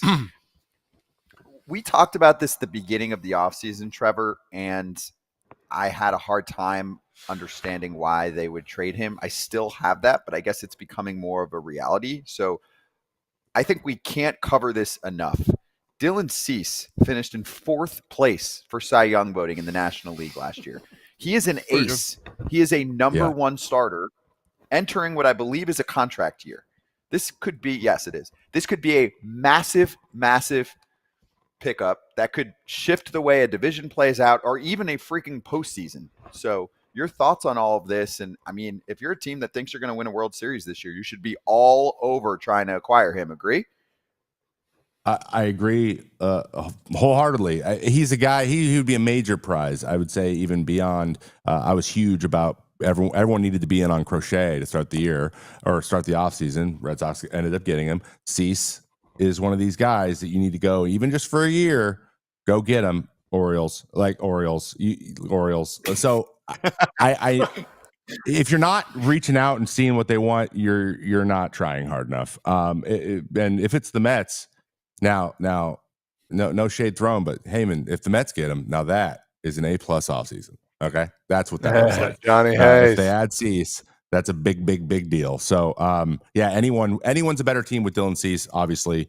But if you can add him to a group of guys where you already have a pretty solid core, and he's like the final piece, which he kind of was for the Padres when they got him. He's kind of that role now. And if they can go get him, I mean.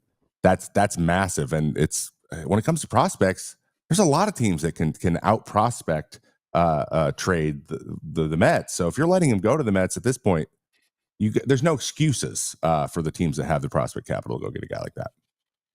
Yeah, John Heyman just texted. He said, "Stop throwing shade at me, Trevor." But who is the better? Let's say Dylan Cease goes somewhere else. Compare him to the Garrett Crochet trade. Who do you think is a better pitcher? Just so fans can start clamoring, including Padres fans. He's not an ace. He's number one. That's a whole nother discussion. But Padres fans should want this guy, but who's better? Garrett Crochet or Dylan Cease? Oof. I think ceiling-wise, that's tough. I think, but when both of these guys are dialed in on any given day, it's just no one's getting a hit. Cease has actually done that. I would give the edge just to Cease, just because of the amount of innings he's thrown in years and how he's got a little bit more experience under his belt. That's it. Crochet is still, only 1 year removed from being a reliever and hurt all the time. And he still only threw like 138 innings last year. So he's still like in that innings limit area, which gives me pause. But I think ceiling wise, if both are dialed in, like Garrett Crochet's got Tarek Skubal type stuff, like he could be a 210 inning Cy Young guy. I think Cease has that ability too, but Crochet might be a little bit more could be more consistent. I think Cease gets a little consistent in the middle of the year, and that's kind of what hurts him.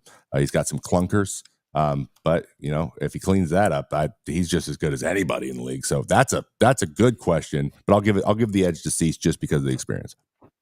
He's a massive bargain. I know you're going to have to probably pay a lot in prospects, but he's making $13.75 million for 2025. Okay. Look at all the players we just talked about at the top of the show who all they're all obviously some of them legends and have great credentials, but like some of those guys, might not pitch or might not pitch much, or they're back end guys, right? Like Charlie Morton's becoming more of a 4-5 starter. If you're a good team, that's fine. That's okay. But those guys are getting 15. This is Dylan Cease at 13.75. If he's a free agent right now, he's close to Corbin Burns money. I think close. A little under. And also, I mean, you could make the case. I mean, Fried, you could make the case. Depends on each person's situation. Burns specifically wanted Arizona, got some opt out, all that kind of stuff involved. Fried was in the low 200s. Dylan Cease is that kind of pitcher. 180 to 200 million. Okay, so look at the price that you get for him. This was what I complained about last year, Todd Father, for the Juan Soto market. I know it costs a lot to go get Juan Soto, but I'm like, this could win you a World Series this year. Yes. It's 1 year, and he was about $30 million. 1 year of a top 3 hitter in baseball.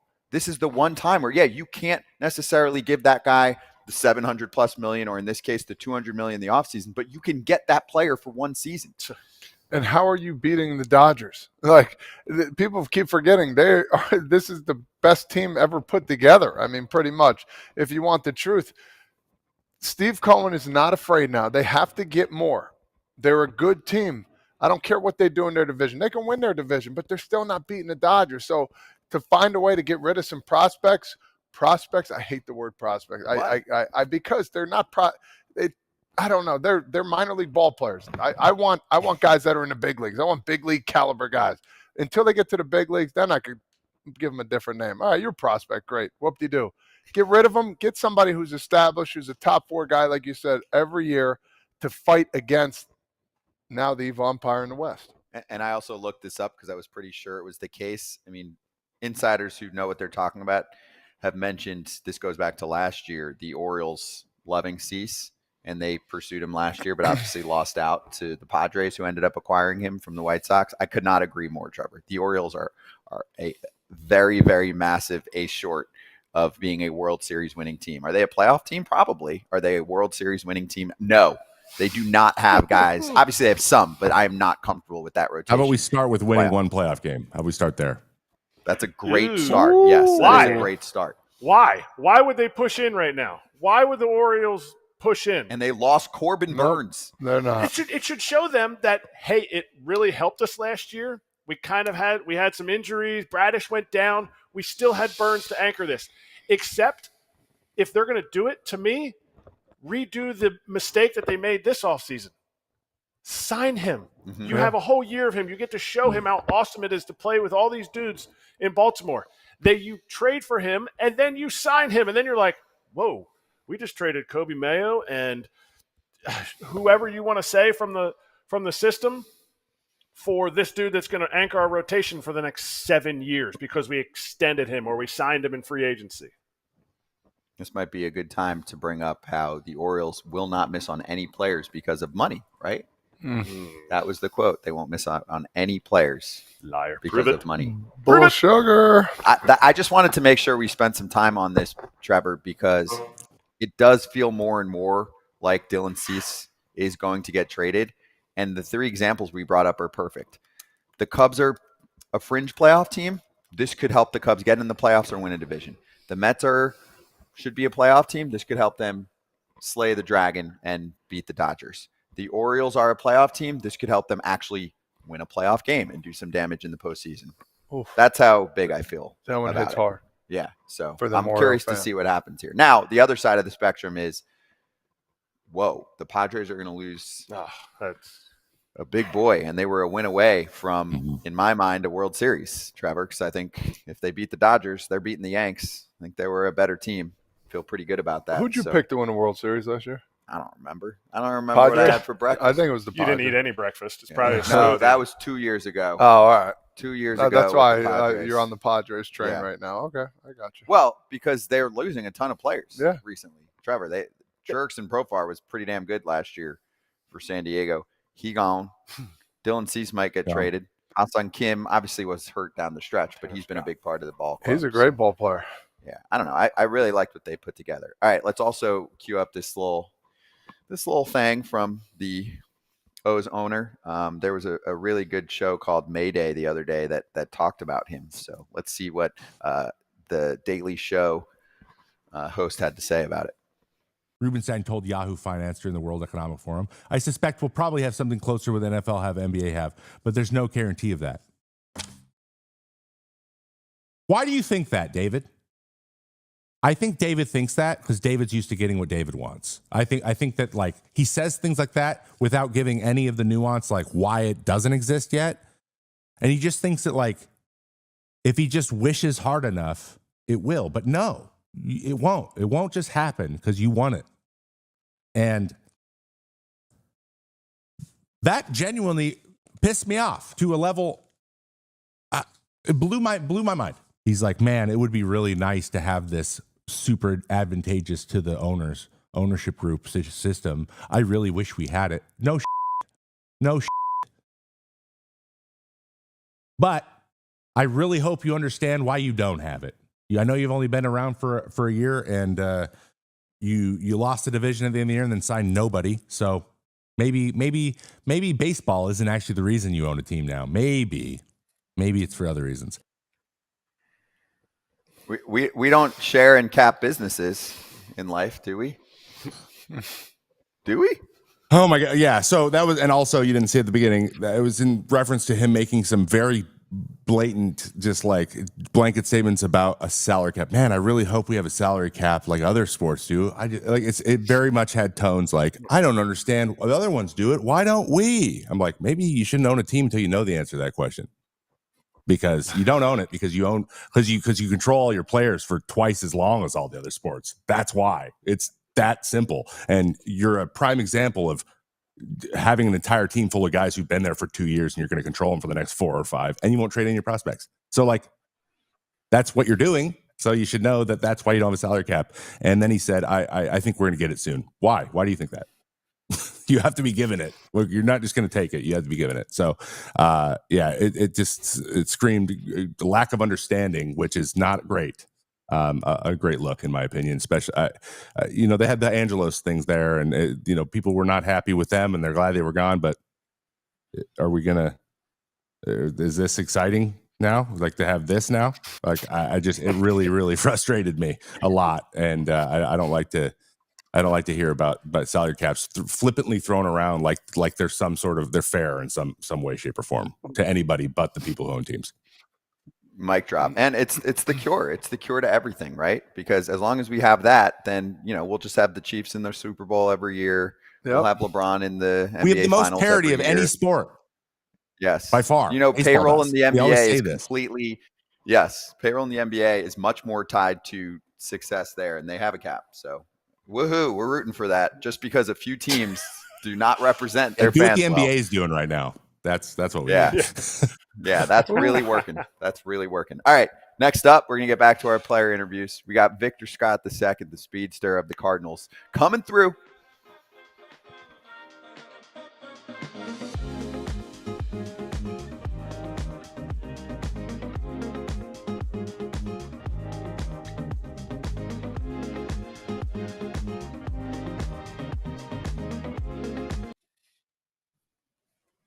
All right, looking forward to this one. If you have some questions for Victor Scott, we will try and address those questions as well. I actually have a question because we asked Ken Rosenthal about this, but let's just go around the room for quick hitters.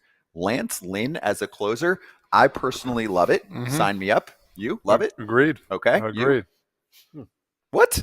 I mean, if somebody can do it, he can do it. What's your problem? What are you worried about? I am worried that it doesn't work, and then you signed him up to be your closer, and then you're going to say, hey, go back to starting. How about we start him, because he's working up to be a starter right now. Okay.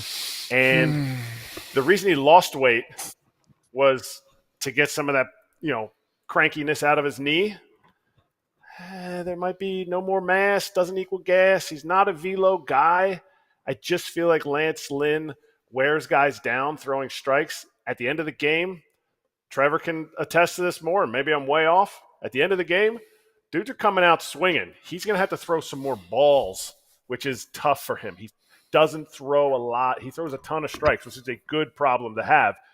Not always as a closer. Throwing balls could be his celebration as a closer. Well, touching his balls is probably his celebration. 30 seconds, but Trevor, yes or no? Closer? I agree with Kratz here. Start him as a starter. He's an innings eater. He's talked in ad nauseum about how he throws 85% fastballs because he wants guys to put the ball. He wants to get off the field in 3 pitches. He said that to me before. Like that mindset. Yes, he's a competitor. I think he could adjust, but you got to have a wipeout pitch. You got to be able to get a strikeout. I think that's not something he has done or thought about much in his career, and it would be a big shift for him. But I think he could do it. I just think that. That's what you need in the closer now. You need a wipeout pitch that can go get a strikeout when you need it, and he's a throw a lot of fastballs guy. But he won't give up, and he's not going to shy away. So that's something that at least you'll have right away. But I think you can make the adjustment, but maybe we start with what he's done well, and then transition him there if that's what you need to do. And I know the industry has shifted where they're valuing quality often over quantity, but do need to eat some innings. It is very valuable. Mm-hmm. How many times do we talk towards the end of the season? We're like, this team's got to find innings somewhere. Yeah. So it does matter. We're going to talk to a former teammate of Lance's. Victor Scott played with Lance last year, so we'll get his take. Lance starter or Lance closer? In 20 seconds, we're back.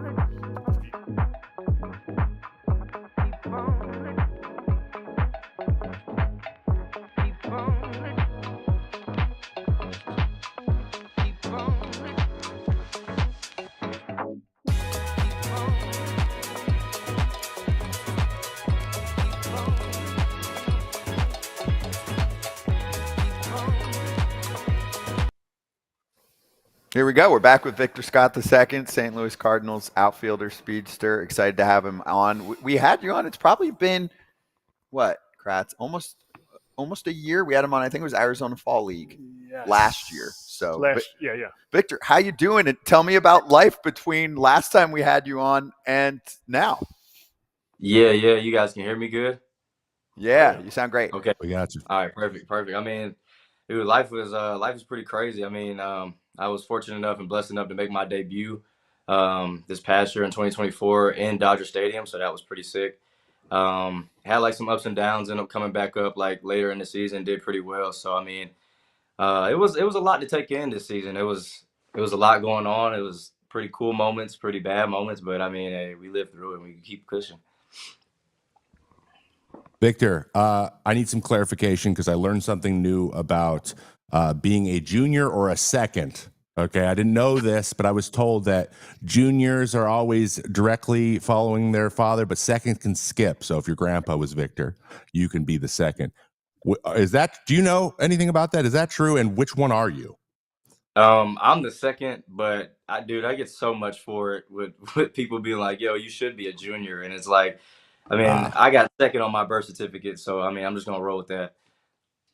Love it. Okay, following up, obviously, I want to ask you a little bit about what you mentioned. Struggling a little bit when you get called up, go back down, and then come back up and find a little bit more success. When you went back down, and then you made that second trip up, what was the biggest adjustment? What do you think that unlocked that a little bit and allowed you to get a little more comfortable?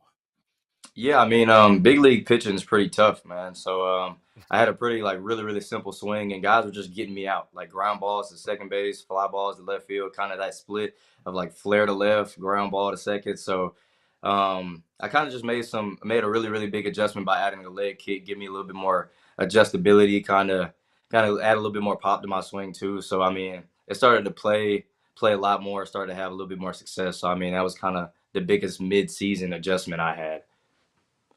Do you feel like the team could give you a little more leash? And not just you. I'm kind of like putting you into an entire Cardinals like playbook that when I played, when Trevor played, when Todd played, it was like the dudes that got called up were the old kind of slow AAA players that like, you've been there, but at some point we're going to call up our prospect, the second, and he's going to come up and he's just going to solidify. Kind of like Jordan Walker came up, hit like 280, they sent him down. It was like, golly, do you feel like the Cardinals could give you a little bit more of a leash as prospects in the system when you come up? I mean, I think it's like more of like yeah, but I feel like it's more of like a runway this year. Giving the young guys kind of a shot to really prove themselves and to be able to fail and then like have a chance to succeed too. I mean, we all kind of know how the game goes. I mean, you may get out, you may have a tough stretch of 0 for 20 or whatever, but having that like runway and them knowing that they trust us to continue to push ourselves. I mean, it's pretty comfortable to be able to step in the box every day and say, okay, I mean, I may not get sent down right after this game, but yeah. Dude, that's perfect. Can you explain what that feeling is like? Can you explain that feeling of like, hey, we got you. We got you for 150, 200 at bats instead of I'm 0 for 3. Is Ali going to pinch hit for me here? Like, what's the deal with that? Like, I got another chance. Okay, I got to do this. Like, what kind of feeling is that? Because I don't lose sleep over that anymore because I ain't playing. Yeah, I mean, it's tough. It's tough to like to kind of have like those thoughts like creep in. Like you don't want it to affect like your at bats, but like it's subconscious, man. It like kind of taps in there and says like like we got to get a hit, and now you're like kind of pressing and hitting's already hard enough. These guys are throwing stuff that's breaking right when it gets to you. I mean, it's hard enough. So kind of like without that added stress, it gives you kind of it allows you to kind of relax your shoulders a little bit, let your hair down, that kind of idea. I want to talk a little bit about your speed, man. A couple of the fastest guys I've ever seen. Billy Hamilton was an absolute monster on the bases. Billy actually was never taught how to really run. Like he never took track and field. He never knew how to, break. And you could see him. He was quick and fast, but at the same time, his breaks, he would always come up. They tried working on him and he would still steal bases. Couple questions for you. Did you work on running when you were younger, or you have a technique that you do? And can you see yourself getting 70 plus bags in a year in a full season?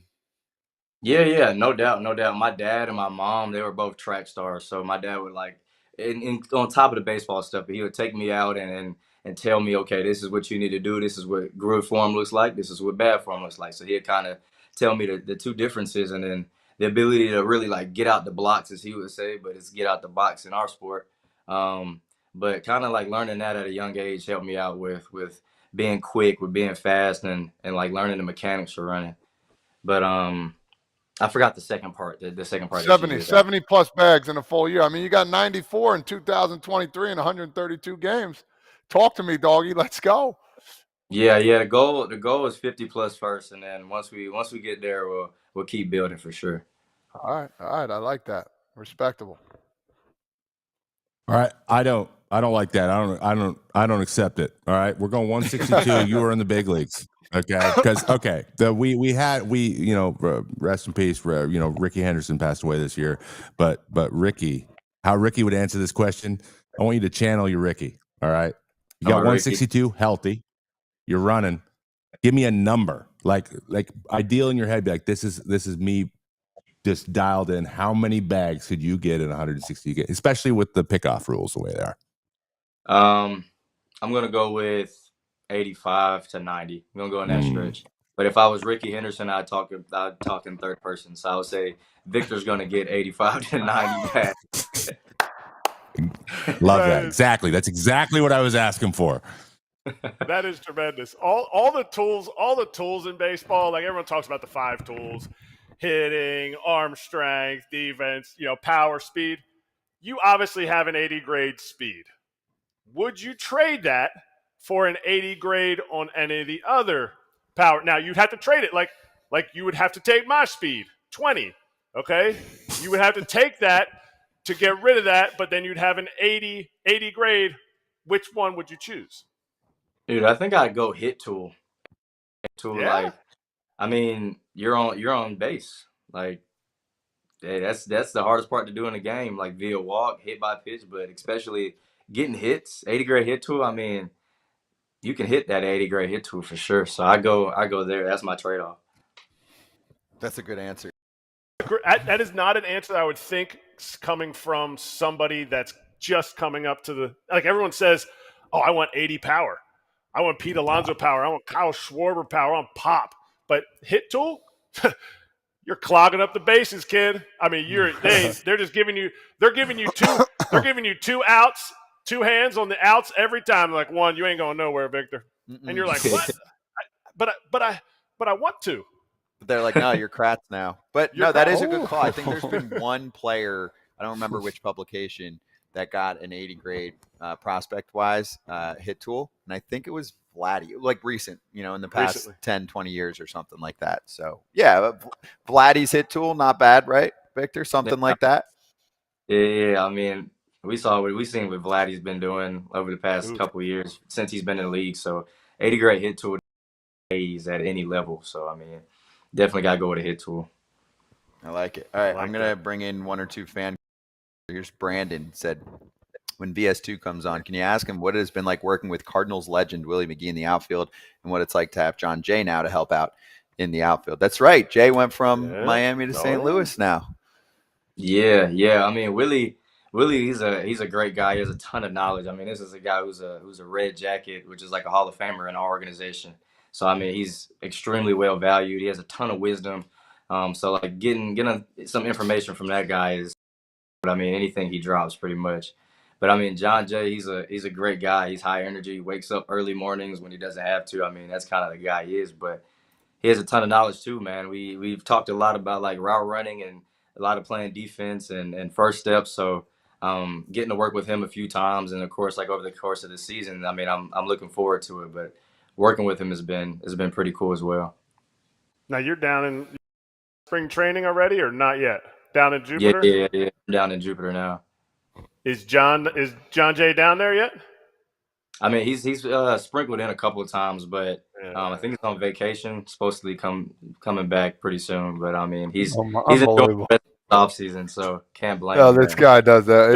Don't let him do that. Don't let him off the hook. He's gonna come in here with his like swanky like Jordan Miami colors. Yeah, like all like UW. Tell him like the Memphis Mafia, we're working. So if he's not on board with that, like tell him this isn't Miami anymore. Like we're not the Marlins. This is the Cardinals way. Okay, so just make sure you keep him in line. Mm-hmm.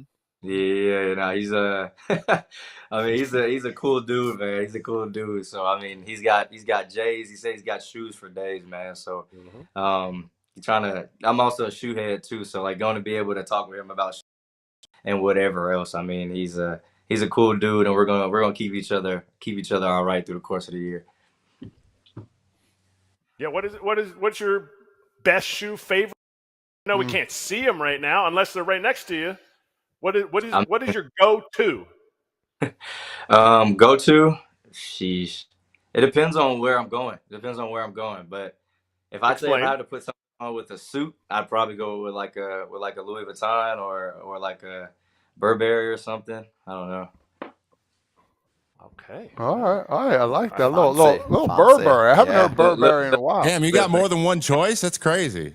Yeah, I'm a shoe guy. So I mean, I like Adidas. That's who I'm with. So anything that they come out with that's like exclusive or whatever, I try to get my hands on it somehow. But yeah, I've came to like a little pause though. I'm trying to save up for some things big in this year. So it's pretty cool. You're with Adidas. Do you got the ants? Do you got different color Anthony Edwards? Yeah, I got a pair of Ant-Mans, man. Okay. They sent us a pair. My son's rocking them in the games. That's right. Dude, there is so many. My wife was like, I don't even really know what kind of shoes these are. I was like, well, they're kind of hot. And I was like, look, 3 guys on that basketball team, 4 guys on his team, all got them. So what's the color? Yeah. Do they have a red Ant-Man that you're like, I could wear these in BP? Yeah, they got like a neon red that I'm about to have on the way pretty soon. But it's pretty nice though. So you might see me in those for sure. Mm-hmm. Did you see the J last year? Oof. Yeah. Yeah. Hey, those were crazy. Those are crazy. How would you describe those J Rides? Because they had crystals on them. Yeah. What was it? Swarovski. Yep, Swarovski. Woo, I saw those in person actually too, and I'm like, those are so pretty. If I have one pair, I gotta put them up somewhere. And then if you have 2 and you're walking around like Julio Rodriguez is, you're like, okay, this dude is next level that he can rock these Julio like this. This is cool. What did you think when you saw those? Because that was like late last season, and we talked about it on the show because those were standout. Yeah. I mean, those are pretty fly shoes though, man. Like, I mean, you can put them on, rock them with anything. I mean, especially like, I think did he wear those during like Player Weekend? I want to say. Mm-hmm. I think so. Yeah, that sounds right.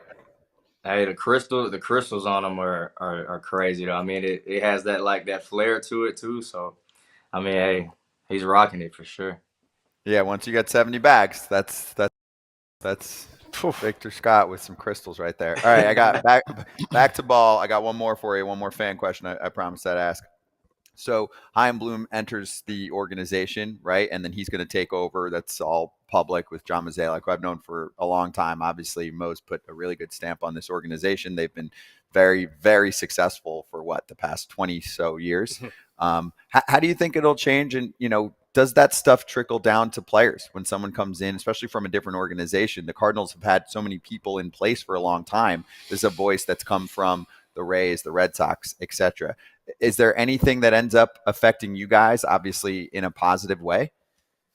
It's kind of hard to answer that question like right now because he's not there yet. But I mean, I've talked to him a couple of times, and he seems like a great guy. I mean, a lot of times, like Cardinals draft these players, they're like super blue chip and super hard working guys. So kind of when the position that he's going to be in is going to be kind of like over everyone. So I mean, it's going to be pretty cool to see how he manages and controls everyone in that setting.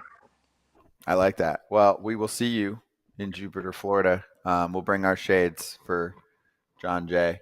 There's so much bling on. He ain't even look at me with my New Balances on. Come on, man. Victor, this was awesome, man. Great to catch up with you. Good to see you, and we'll see you in person, in a few weeks in spring training. Yes, sir. I'll catch y'all, man. Appreciate y'all for having me. Thank you. Victor Scott II here on FT. Coming right back to go over actually a pretty cool sprint speed trivia question.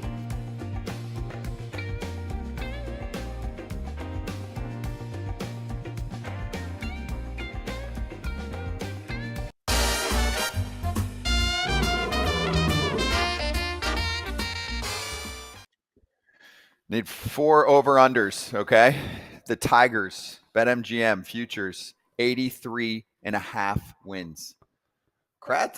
Todd Father's making a face. I don't so know. you I gotta think start, that's man. an easy over, man. Really? I think it's an easy over. I really like this team, especially how they ended last year. I don't know. I just like what they're doing over there, and with AJ being the manager, Hinch, I mean, it's a solid ball club. I mean, maybe I'm biased because when I saw them play against Houston, they beat Houston. Somebody finally beat Houston, but no, I really like where they're going and a couple of pickups they got. I don't think it's an easy over because No, you're just saying the division is Don't say that. tough. But coming from a guy that chose them to win the division last year, I didn't see them getting to the playoffs the way they did. I'm taking the over because I like AJ Hinch, and that is it. I'm talking like a 80. I'm in the 83 to 85 range, so I'm taking the over. But Okay. You think that division's that hard? I don't see it. I think that division had 3 playoff teams in it. Yeah. They had everybody but the Yankees were the ones left at the end. I know. I don't see it this year. And the Royals got better, The so Royals that's going to got be better. tough. The Guardians, I would say going that. away. I would I say think them they'll and the take Royals. a few steps back on wins, maybe. The Guardians. My Who's the other apologies. team I'm thinking You're about? right. And Trevor, yeah, let's get your thoughts. I'm going over For a here. I got change. them signing Bregman and going over on the wins if they sign him. What about you, Trevor? I'm with Kratzy a little bit too. 85 feels really good to me, as a safe number. But yeah, I think it's an over. I think that the Twins aren't going to be as strong, and it's going to come down to the Royals and the Guardians and the Tigers in that division. So I think that's a pretty conservative guess, 85. But they have absolute potential. I mean, they got the reigning Cy Young, and they got a young crew of position players that could continue get even better than were last year. That and then the electric arms of the bullpen. So Yeah. I mean, that's a winning team right there. I mean, barring obviously starting pitching injuries. They can't afford a lot of starting pitching injuries. That's the one thing that they need to avoid.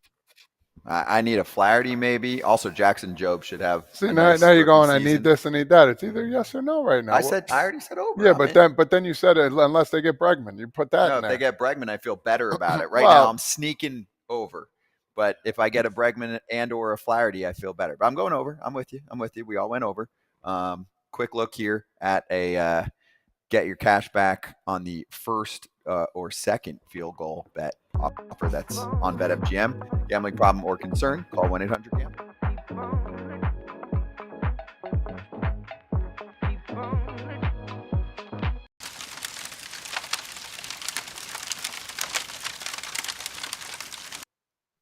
Let's sizzle. Hot Sizzle. corner time. Maybe a mystery team. Alex Bregman. John Heyman said has a separate 6-year offer on the table, not the Houston one, with an opt-out after the first year from a team that may not be high on Take his it. list. Take it. Go. It's been too I long. don't know about that last part, though. What does that mean? Not be high on his list? Probably the Reds again. The Reds are. It's no, not I'm the kidding. The Reds are getting Alonso 6 and years, him. 12 No, I'm kidding. into the Pirates, guys. Yeah, Is it the or the White Tigers? Sox? Yeah. Because Trevor, some of the data people have been like, "Oh, Bregman's not going to work out if he's in Detroit. That's not the place for him." Although some of those same people also were all up and against Juan Soto hitting the amount of homers that he did last year, and he figured it out. I know Bregman's a different hitter, right, and has the pull pop and had Houston, but I think he could still hit in Detroit. Yeah, I think he's just a good bat-to-ball hitter anyway. He's a good player. He's going to figure it out. He's going to make adjustments. Yeah, is he going to be as good as he was in the Astros? In some ways, no. He doesn't have the Crawford boxes anymore, okay? But he adjusted how he played because he had those. And I think he's good enough to make adjustments the other way as well. So, yeah, maybe the homers aren't going to be there, but he's a, Gold Glove third baseman. Who doesn't want that, especially with how they're trying to figure out what to do with Colt Keith, and if they're going to have Torkelson at first, if they're going to play Colt Keith there, like the corner thing is a little bit up in the air for pretty much every team, but them most likely. So he fits well. And then returning to Hinch, like they got that going too, that connection. So, I mean, it would just make them better. It makes a lot of sense. They could do it. Where's from, you think? If you had to take a guess. What do you think? Whoa, hold on. Yeah, because that's a little touchy. But I'm also, just where saying. did most insiders get Yeah, this no, stuff? you're right. It's got to be true. But also, there's plenty of information that comes from teams. But Sure. when you learn about players and signing and all that, there's often info coming from reps. But Mhm. yeah. And that's not. It could be Toronto. Ew, look at you. The only reason I would agree with you is because of the last part of that. The very last part said Not high on his list. not high on his list. Maybe he doesn't want to go. It's no up shade. there. It's no shade against Toronto. It's not like maybe he just doesn't think, or any team that it is, that team's that good. Yeah. Like now they just got Max Scherzer. When did he say? Was that not high on their list? It's like the whole Arenado to the Astros. He's like, not now. Like Yeah. I don't want to get traded there now. That wasn't a top spot for Bregman, him. No. wasn't it? I don't know why he's crazy, but He's crazy. It was That's a not whole high nother- on his list. That's a whole Yeah. other topic, but not high on his list. Ooh, well, they got Santander. Let's check back with Bregman. Oh, they got Scherzer. Let's check back with Bregman. Oh, well, maybe he kind of wants to. Yep. Maybe that kind of brings Vladdy back because I'm going to play with Bregman for 5 years after this year if it's a 6-year deal. And that's a team that can do it. If it's a true statement, which I believe it is, because why would anybody put something false out there? Not saying Heyman would. Maybe somebody else gave it to Heyman that's false. But they got money. They got cash. They can do this. And it would bump them big time. It would be a big time bump for any team that gets them, but definitely the Jays. Yes, exactly. That's my last word here is not high on the list. It's either because you don't want to go to that destination for competitiveness or don't want to be in that city, or you're not a fan of, say, the ballpark, and you are going to plan to opt out after year one. So you want to go to a place where you're going to absolutely smash. So those were my two. It's guesses. getting late, though. It's getting late. You got to figure it out. All I can think is Trevor saying the Pirates 6 years, $12 million, and he slapped his hand. With deferrals. Be right back, FT fam.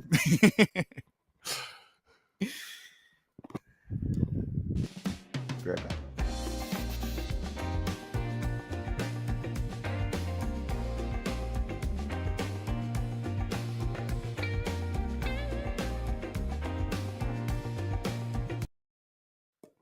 A little trivia from Alex Fast, who works for MLB and does a lot of stat stuff and has been on the show. Nice guy. This was good. All right, ready? Let's show the tweet because it mentions 4 players and their sprint speeds from this past season. He said, without looking, rank the following sprint speeds: Lindor, Berger, Adames, Harper. And then Berger's undercover. He'll get moving. But Sprint speed, honestly, is not always a shortstop's forte. We used to, and even when he was on here, Brandon Crawford, I was busting his balls about that because it's sprint speed, but they have first step quickness. So because we're talking about it, I'm going to go Bruce Hart, Willie Adames, Lindor, then Berger. And obviously he put that out there for a reason. So I think we should reveal, unless Trevor, you haven't seen this, but I feel like you have. I haven't. I'm going to say Berger's 1 or 2. Yeah, That's that's why he put it I out. think it's why he's in there. Ready? Yeah. Berger 1, Lindor 2, Harper 3, Adames 4. That was way off. wow. I did say Berger's got that sneakiness. And also, when I saw it initially, I'm like, he's only doing this because Jake Right. Berger is way faster than we think. The he is. Hamburglar, Yeah, right? Yeah. right. Same He's thing's Berger's happening front. for the A's. Langoliers is higher sprint speed than Blade, their center fielder. Right. It's That's just kinda- crazy. Yeah. Some guys are sneaky quick. Some guys are sneaky slow. Us catchers, we get a bad rep. Bad rap. Now, sometimes sprint speed doesn't mean you're stealing bases. Right. No, I get it. You know, I get I think the number went down for him last year, but 2 years ago, I think like someone like Gavin Lux had a really, really high percentile sprint speed. But I think we even asked him about it. And he was like, "Yeah, I got to get running a little bit more." But the I number run did hard. tick down. Yeah, Gavin Lux also had catastrophic ACL injury. Too. Right. That's going to change things. So yeah, it did go down since that. But yeah, in 2021, he was upper echelon. I think it was like 95 percentile. All right, we're back in 30 seconds. We'll have a couple minutes for slap hands. Hope you've had fun today, FT fam.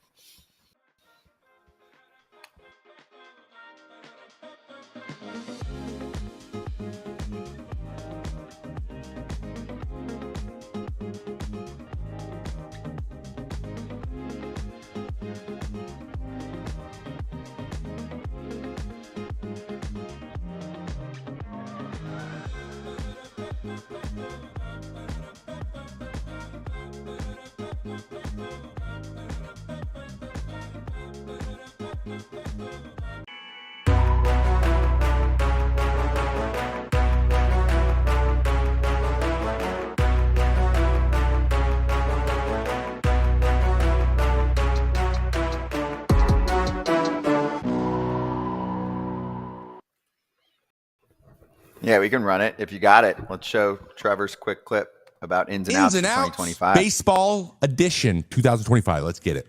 Out. Eye black on only one side of your face. Another out for me. Intentional walks. Just get rid of them. You got to pitch to everybody. In. Hitters wearing one batting glove. Bring it back. Madison Bumgarner, Hunter Pence. I need more. Out. Slamming your forearms together after you hit a home run. Now, I understand this is Aaron Judge's thing, but I feel bad for every single guy that has to do it to Aaron Judge. That guy could kill you if he wanted to. We know that Cody Bellinger did this a little too hard in the World Series once. Dealt with his shoulder thing for a while. So just take it easy, guys. In. Post-game jersey swaps. Baseball. Come on. Swap those jerseys. Have some fun. Out. Relievers conditioning. Pointless. Stop running, relievers. You do enough. You pitch every day. Play catch. That's your conditioning. Why are you running? Nobody cares. In. You've heard a bark at the park. Let's get a meow at the park, guys. Where are my cat people at? Bring your cats to the park. Don't let them loose, though, because you'll never find them again. I'm starting to realize what the issue is here. However, I want to see everyone raising their cats literally like Simba.